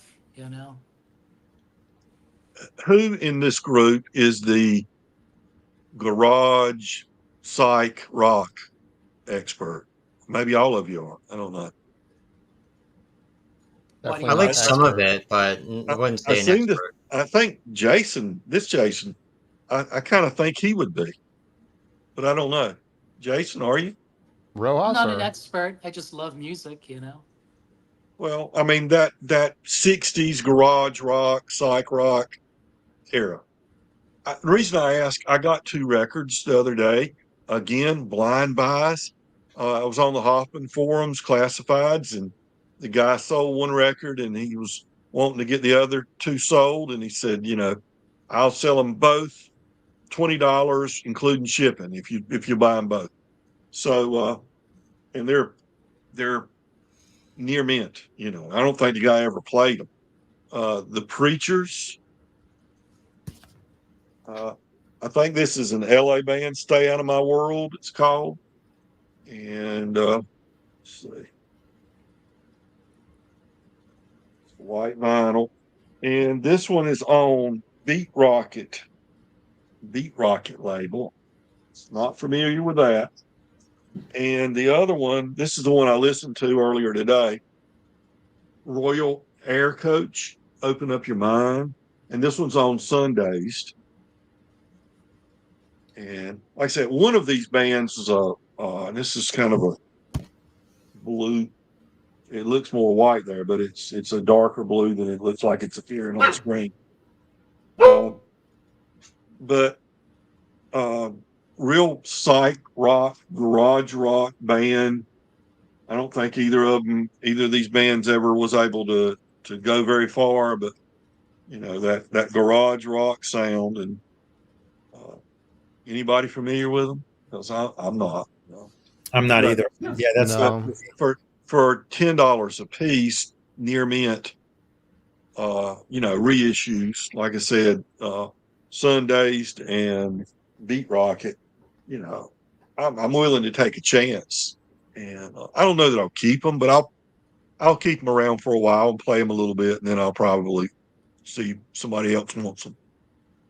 But well, just to make a connection there, the Amboy Dukes, like Journey to the Center of the Mind, I think maybe they might have been inspired by that. I'm not sure what year the one you showed was by, but I would assume that the similar style. It could be completely different, but just in terms of maybe a garage rock style and psychedelic, that there might be a potential connection there. I'd say it was probably about 64, 65, maybe as late as 66. They're both mono. So when did we all full-fledged go to stereo almost all the time? About 67 or 8? 68. Yeah, there was a few years there where they were pressing both, right? Pressing both. Doesn't it also depend on the country? I think America embraced stereo before, like, say, the UK. I don't know about that. No? Maybe. I know that they were doing the stereo stuff early. It's just Right, nobody could earlier, yeah. afford the Yeah, stereo no one. system. Yeah.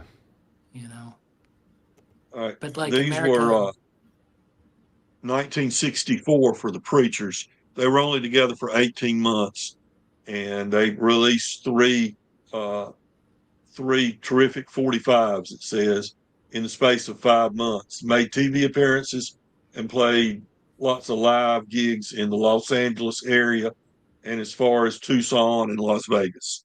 So they did get out and move around a little bit and have some recognition at least. See if I see when this was recorded, the other band.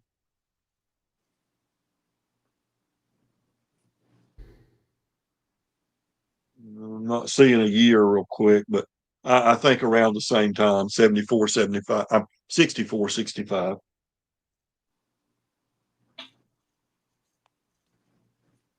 Definitely out there a little bit.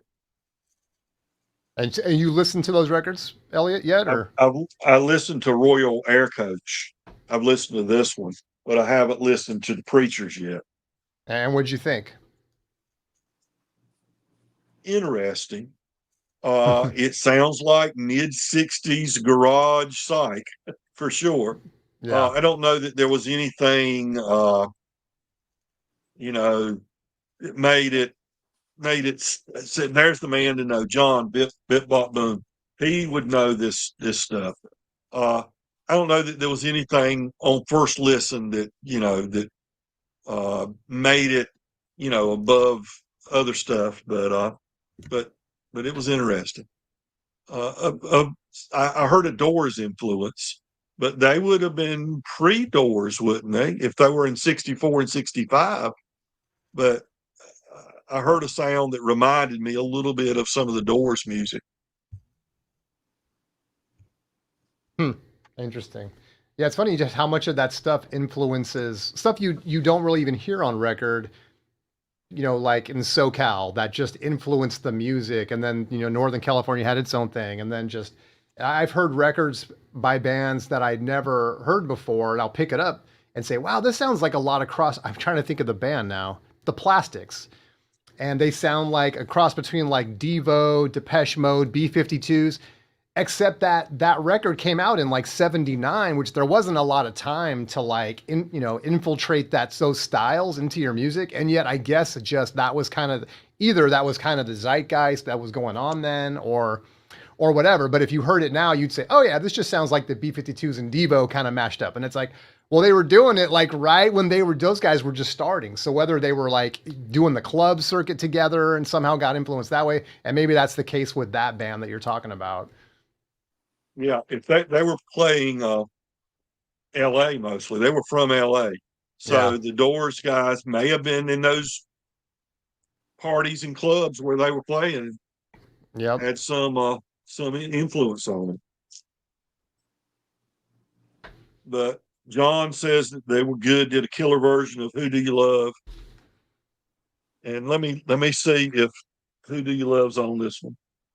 Well, that's why I always recommend Quicksilver's second record, man, because they do that whole side of like, who do you love, why do you love, how do you, whatever it is, and I just think, man, and it's that kind of, it's great. Yeah, Who Do You Love is on this album, but this is the cool. one I haven't played yet. I'll try to get to this one tomorrow. I picked up a record that I'm definitely not going to keep. I do all these blind buys, and sometimes they don't work out. But Alex Chilton, which you say, oh, you got like Alex, but this one's called Electricity by Candlelight, New York City, 2/13/97, and all this is after a show he did. It sounds like he's sitting in the in the lounge or something, or at a party at somebody's house, and it's just him playing the guitar and singing random songs. The sound quality is real poor, but I mean, you wouldn't expect it. Somebody just turned a tape player on and recorded it, but it's just I'm better off finding some other Alex Chilton. I've got his Box Tops records, and I've got his Big Star Records, and this, unless you were just had to have everything he ever did, I don't really see any reason to keep this record. Yeah, I really like Big Star, and Alex Chilton is like a cult hero almost, and so he did have some probably better records. So yeah, it was interesting. I like when people find an artist that we know about, and then find maybe a record that they do differently, and talk about those. So I He listened to a just, couple yeah, Alex Chilton songs the other day, but I think it's because he wrote a couple of songs for other top artists, and so he had the songwriting credit in one of the other ones. But yeah, that was interesting take on it. yeah. He doesn't do any of his own songs. Here's the range of songs he does on here, and it's just him. People calling out, play something, and he does DIVORC, Tammy Wynette hit. He does Girl from Ipanema. He does Somebody to Watch Over Me, the Gershwin song, Footprints in the Snow, the song made famous by Bill Monroe, uh, the Beach Boys, Wouldn't It Be Nice, Surfer Girl, I Walk the Line from Johnny Cash, and If I Had a Hammer, the folk classic. Just that's just him. He just starts strumming something. You can hear everybody talking and everything. It's definitely a amateur recording that somebody pressed to vinyl. Those are Good some heavy songs, hitting but tunes. sometimes Yeah. you just get a hit, and sometimes you get a miss. Yep, that's right. Well, here I gotta show this just because I haven't got that much lately, but I did get this recently, and I just love the killer cover. And I've been kind of grabbing some of these old soundtracks that have been coming out. Rob Zombie's come out with a series recently that I picked up a couple. I showed one a couple weeks ago. This is not part of that series, but Bride of Frankenstein. And if you look, I mean, first of all, that cover drawing is just so beautiful, and you got Dr. Frankenstein with her on the table right here as like the strip of white in her hair. I don't know, man. It's so cool. And the gatefold is super cool. And this is one where it's the actual score, because a lot of the ones that you see, like those vintage movie scores that come out, they have dialogue too, almost like they had to source it from the actual film. This is one that's not like that. This is the actual score, which is cool. Whatever you think of it. I mean, I think the packaging is so beautiful. I wish they could do all the horror reissues like this, man. It's so Yeah. cool. Is it a classical score or Yeah, yeah. what? It's basically classical score, right? It's all instrumental from that time. It's hard to call it classical. It's like movie music from the 30s. You know what I mean? Yeah, it's classical, with a but big orchestra. With a big yeah, orchestra. exactly, right. So that's kind of my new one, but I love it, and it's actually inspired me to pick up some other stuff. That's really cool. But yeah, I wish they would do more like this, man, because they Who just made nailed that? it. Who put that one out? This one's Universal Waxwork Records, I guess, in 2020. It's actually a very nice cover. I like the artwork. I mean, it's beautiful. It's Wicked. beautiful. Sorry.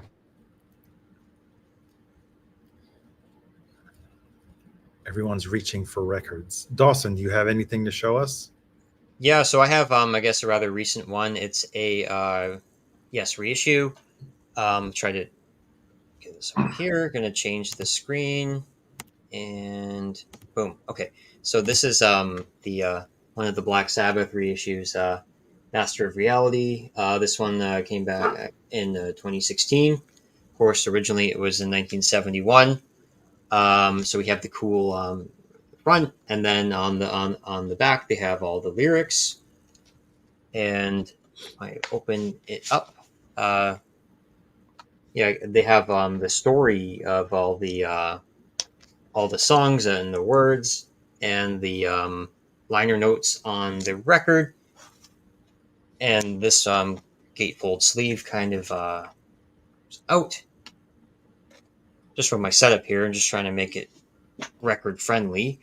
Just just a classic picture of the band. Yeah, that's a portion of the poster that originally came with the album. And then the vinyl, which is the best part, which is the reason why I got it. Guess what color it is? It's green. Ah, green. It got a smooth green. So judging the by gold the Warner label. Yeah, judging by the label, it was a Rhino. Was it a Rhino reissue? Okay, it says Warner Brothers Records. Yeah, Warner Brothers, Rhino, probably. Warner Brothers. I don't see any subsidiary or any other label name on there. So it's probably just the Warner. Let me check the. I said gold, but that's the olive color label, right? Yeah, the greenie. Yeah. What most people call the greenie. Okay, manufactured and marketed by Rhino Entertainment Company. Right. Yeah, there you go. So that was called the Rhino remaster. I guess it's one of them. What year was that one? Okay, so this was 2016. Oh, 2016. Because that's been, I think, was it a 50th anniversary came out? 2 years? Was it last year or 2 years ago? Yeah, I think they remastered a lot of their stuff like a couple years ago. This was when went down to the record store and had a couple extra bucks and got that one. Oh, I think my favorite. I think pretty much. I assume that most people know about this record already. Let's see. I probably like Into the Void. Like it's one of the heaviest guitar riffs of all time. The lyrics are wicked. They talk about like pollution and it's cool positive message at the end. So it starts out all dark and then it gets positive.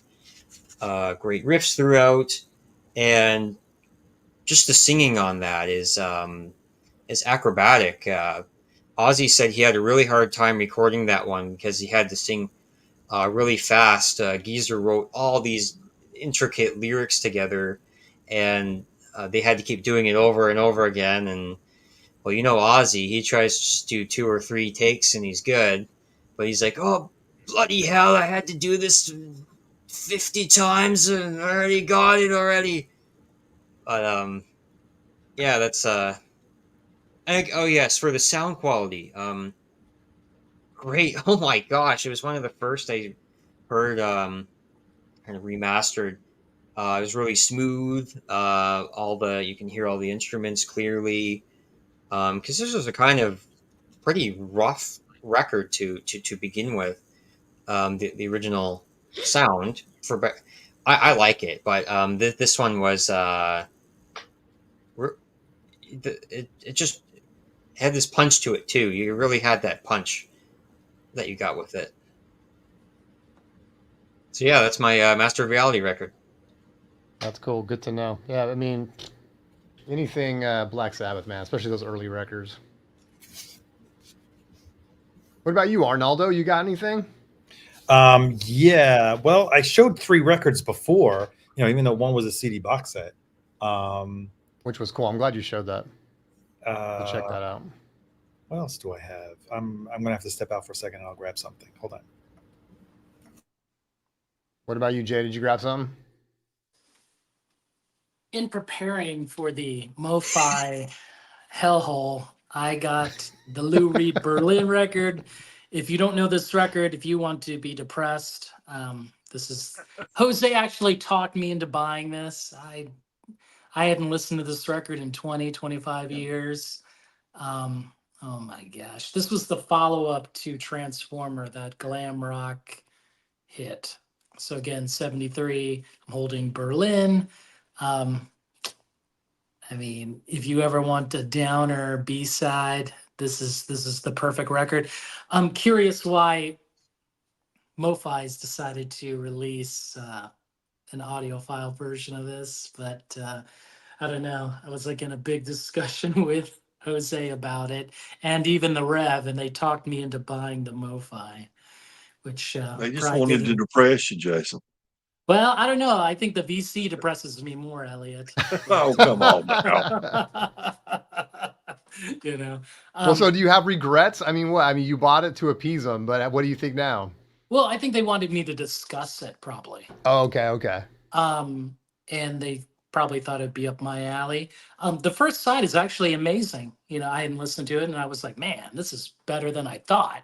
Then I turned on the side B and I was like, what the hell's going on here? You know? Lou Reed is playing, like he's talking about characters. There's the main character, this guy, Jim, who beats up his wife, Carolyn. Like it just goes crazy, you know, on side B. Oh my God. Right. And it's like heavy. And then they have a song called The Kids. And then there's like a sample of kids crying on it. It was like, oh my gosh, you know. I was like texting Jose, you bastard, you know. Well, it's like Jose, he's a whippersnapper, you know what I mean? Like this is his wheelhouse. I used to listen to a lot of different stuff when I was younger. Now it's like I don't want to hear that stuff anymore, man, you know. But I mean, yes, granted that, but I mean, actually, it was cool to actually just revisit this record. Okay. Because MoFi could have done Transformer and sold, you know, a couple thousand, right? But instead, somebody chose this, you know. Like, yeah, Depeche Mode. See, this is cool. You know, we'll see. You know. It's a very depressing record. Well, side B is actually like side A was fine. You know? Stay away from side B. Avoid side B. And it comes with this booklet, so I wonder if MoFi is going to, you know, make this all glossy booklet instead. You know, it's pretty cool. That seems like they did it right. Does anybody remember the movie that Lou Reed is repeatedly referred to in? Well, I know that he's in that Paul Simon movie, One Trick Pony. It's really a funny role for him. You know, he plays that big shot A&R guy or studio guy. It's really hilarious. You know, like he's trying to tell Paul Simon. He never appears in the movie, but the one I'm talking about. But there's a character in the movie that claims to have jammed with Lou Reed repeatedly. He claims it. Somebody will remember that movie. It was a good movie. So I was grabbing some records, but I was hearing the stream. So Jason, you got pressured by who to go out and get the old and also pre-order the MoFi? It was Jose. He was talking about Lou Reed Berlin, and then the Rev hit me up. Are you going to get the MoFi Berlin? And I was like, oh man. And then I was like, first, let me peer pressure. But I thought you weren't going to buy MoFi anymore. I know, right? That's because misery loves company, Jason. Come on, man. So we're just over 2 hours here. I got to get going soon. Okay, Dawson. Yeah, we're probably going to wrap up here not too distant future. So I'm just going to show 3 records that I picked up. I think it was like 2 weeks ago. Used OGs. This one, some people will say, is a guilty pleasure.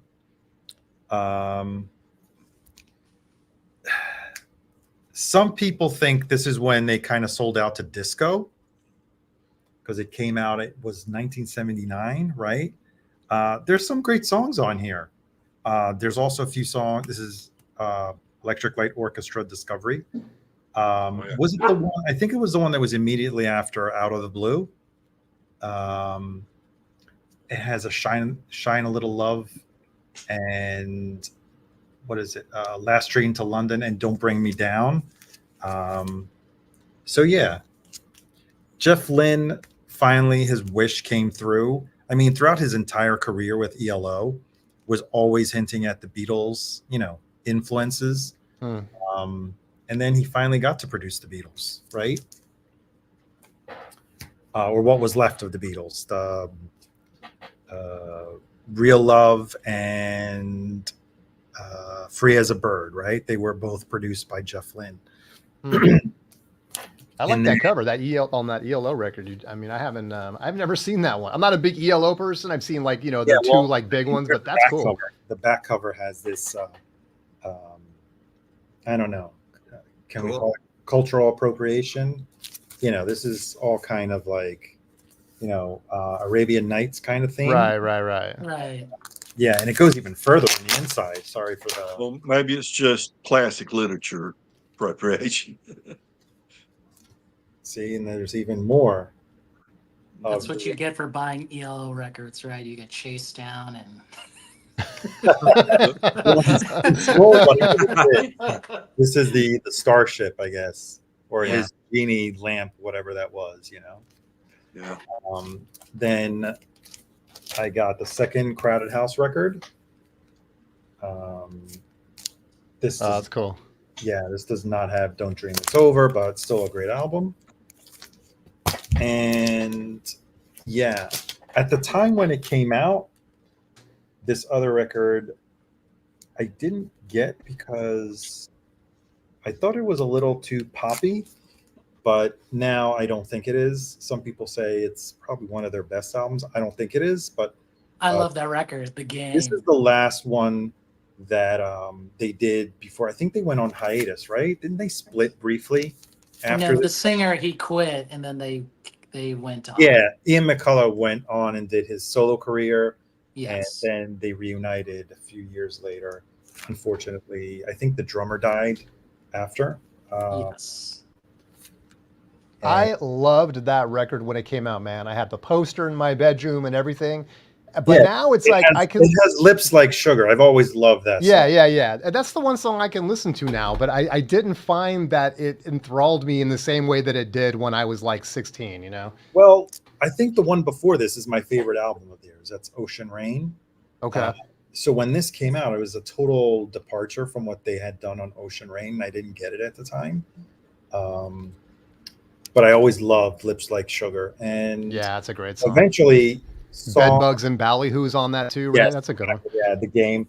And another one of my favorite songs by Echo and the Bunnymen is Bring On the Dancing Horses. But unfortunately, I think that was the outtake that was on the collection, Songs to Learn, right? And I don't have that one either. So that's all I got.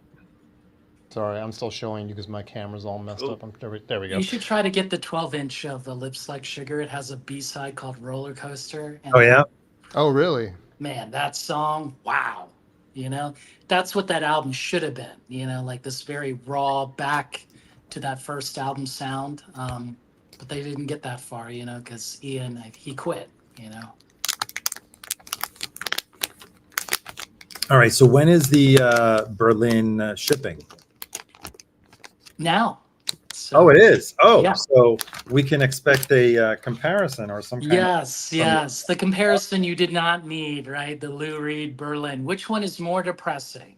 The OG or the MoFi reissue? Well, you know, here's you guys were saying it's an interesting choice. Which one's more depressing? Transformer. I think Transformer is a better recorded album. The sound on Berlin is kind of weird. I think it has like a lot of things like instrumentation going on, which I think like if people were looking for a follow-up of that glam rock Transformer, they were in for a surprise, like a very thicker, dense production, you know. Again, I don't know that it need the MoFi treatment. We'll see. Maybe you'll let us know. Yeah, well, Rev, he made a joke about it. It better be more depressing, otherwise you're wasting your money, Jason. Right. I mean, Rev said something to me. It was like, somebody must be really depressed at MoFi that they want to do this, you know? I was like, what? Well, I guess they figured if we can't get Transformer or New York, let's get, you know, something. I know. Totally that's going. Or look, they could have gotten, what's the one that all the critics panned? Metal Music Machine? Metal Machine Music. Metal Machine Music, right.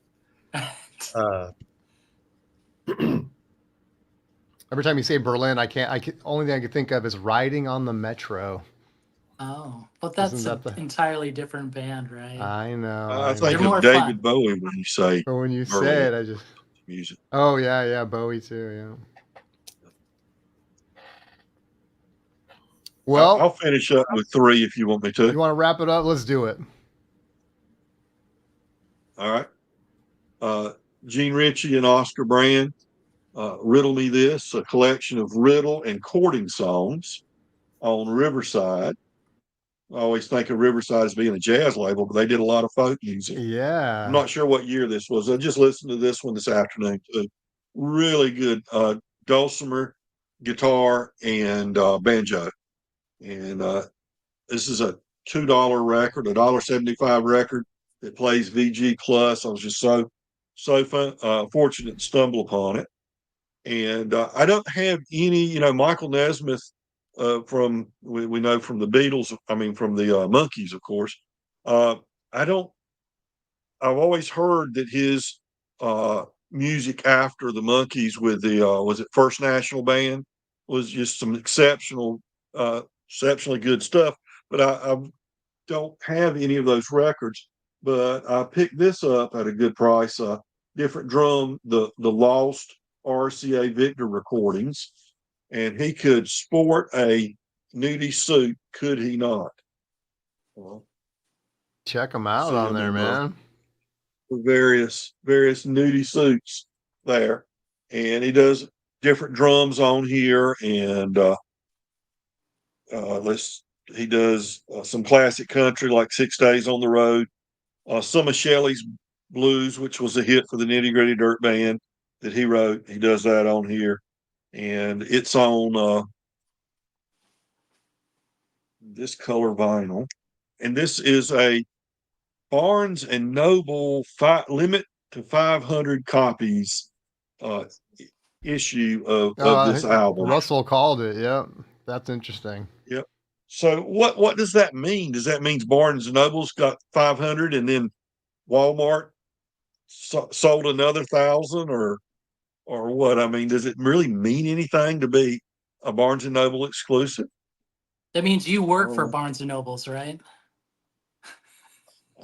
I didn't. I didn't. I bought it secondhand. With nothing more than a corner bump, and it plays near mint. I don't think the person that had it before me played it more than a couple of times. And then here comes Giant Steps. I got this. Also got this from Jazz Bum Chris, actually. The deluxe edition. It's got the second record with the outtakes on it, and plays great, plays beautifully. I already had a copy of Giant Steps, another reissue. I don't remember off the top of my head what year, but I think I'm going to keep this one and pass my single copy of Giant Steps on. Well, that's a record that got a lot of bad pressings. So if you got a good one, you got to hold on to it. I played it twice, and not a what kind of bad pressing were they saying? Just like, like the mastering is poor, or just not, is a lot that just kind of notoriously not great. I'm so unsophisticated, I wouldn't know that the mastering was poor. It would plumb evade me. So sorry I said anything. No. If I can't tell the master's pouring, then it's poorly done. Then not an issue, right? Exactly. So, but it sounded good to me. I'll probably pull the other Giant Steps I have. Maybe I'll play them both. I'm not really an A/B comparison person, but if the other one sounds a lot better, then maybe I'll rethink which one I'm going to keep. Awesome. Well, maybe they both sound great. Yeah. I know it took me a while to find a good one, so I'm just sticking with it. I don't want to tempt fate anymore. So, are you saying that 60th anniversary? Oh, honestly, I don't know the pressings you have. I couldn't speak to those, but I'm just saying, like, if you're someone that's sensitive to that and you want to have a great pressing, and you find a Giant Steps that sounds great to you, don't let it go. Yeah. Okay. Yeah, that's all I'm saying. I don't know about the pressings that you have. But I do know this, man. I played that record. I spun it because I had one that I sold on whatnot, and so I wanted to hear it first. And I played it for my girlfriend, and she doesn't listen to a lot of music. She does not listen to jazz. That is one that she was tapping her foot to, man. She really enjoyed it. So she's a Coltrane girl. Looks good. Oh, he's pulling out Brat. It's a good one. Charlie XCX, get it. Listen to it. It's lovely, actually. Is it? Yeah. I'm seeing it everywhere right now, but I haven't heard it. You will have fun with this record, It's a good one. You're going to have to tell me something about Brad. I'm not familiar at all, Jason. It's called Google. No, you're right. You're right here. You're right here. You can tell me something without me having to Google. Do you like pop music? I'm a senior citizen. So you don't like pop music because you're old or deaf? I like pop music. I don't want to show that. You can look it up. I wanted to shout out to Sean Vinyl Dreamscape. This is the Echo and the Bunnymen record without Ian McCulloch. 1990, fantastic. Notice that you can see that woman. Like if I move it, do you see that? Mm-hmm. Oh yeah, that's cool. Yeah. Wow. I think I've shared this before, but this record is phenomenal. Like just great. Real psychedelic, more than their previous works, Well, what's the title? I can't see it. Reverberation. Got it. So Ian was not in this album, on this album? He was not. He left, and then guess who produced the record? Let's get there. Oh, man. Oh, Jeff Emmerich. So right. And who was singing there? They had a new guy, a guy from Scotland. I can't think of his name. Okay. So, yeah, but I still don't see the woman. Show that a cover again. Sure. Let's see if you can. Do you see her lips, like right? Tell him to Google it, Jason. You told me to Google it. Oh, I see it. I see her now. Okay, got it. Yep. It's fantastic. Like this one you can get for cheap because everyone makes fun of it, but it's super good, I'm not familiar with that. I'm familiar with the cover, even though I never noticed the woman. But yeah, by that point I had moved on from Echo and the Bunnymen. Like the keyboardist, they had like a keyboardist who was their touring guy, I think right here, Damon Reese, I think. And he was the one who married the lead singer of the Cocteau Twins for a while. Which is pretty cool. So, that's some good knowledge right there. Yes, interesting. But again, this record, one of the best, And it looks cool too, Crazy. Yep, it looks cool, man. I got to get that. I like it. I'm going to sample it. If I like it, I'm going to snag it. Stream it first if you can. Yeah. And if there's a MoFi coming out, I might buy it. I'm feeling the peer pressure, man. I'm feeling the peer pressure. Jason wants some retaliation. All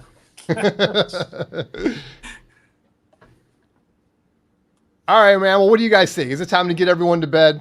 Yeah, I'm getting ready for bed. I'm ahead of you guys in terms of time zone. I know, man. You guys are troopers, man. Those of you that are at like 10 o'clock, 11 o'clock right now, I appreciate you guys hanging out. I'm over here on the left coast, just chilling, Well, there we go. All right. Well, Ronaldo, you're in New York, is that right? You're right. Yeah. So it's 11:30 here. I might be going to New York for over Thanksgiving. Well, give me a shout. Okay. When you're here. Yeah, we'll see. I don't know. I've never been, so it's like it would be cool to just, hang out, check out the New York stuff.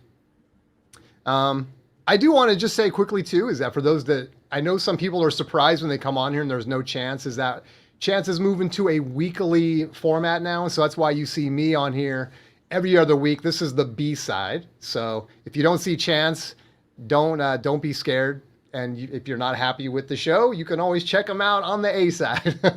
Otherwise, we just have some fun over here on the B side so we can be a weekly show. So that's what I'm doing here. That's why Chance isn't here. So look for Chance next Thursday, and another group of stellar people. Some of the people that are probably on this panel right now will be there. Appreciate you guys hanging out. Everybody in chat, everybody on the panel. Always love hanging out with you guys. One of the highlights of my life, man, hanging out with you guys on Thursday and getting to talk records. So thanks everyone that joined. Appreciate the opportunity to come on and share with you guys. It's been fun. Yeah, thanks for being here, you guys, and thanks for having me. Thank you for having me on the show today. Absolutely, Dawson. Good night, everyone. All right, we'll see you guys.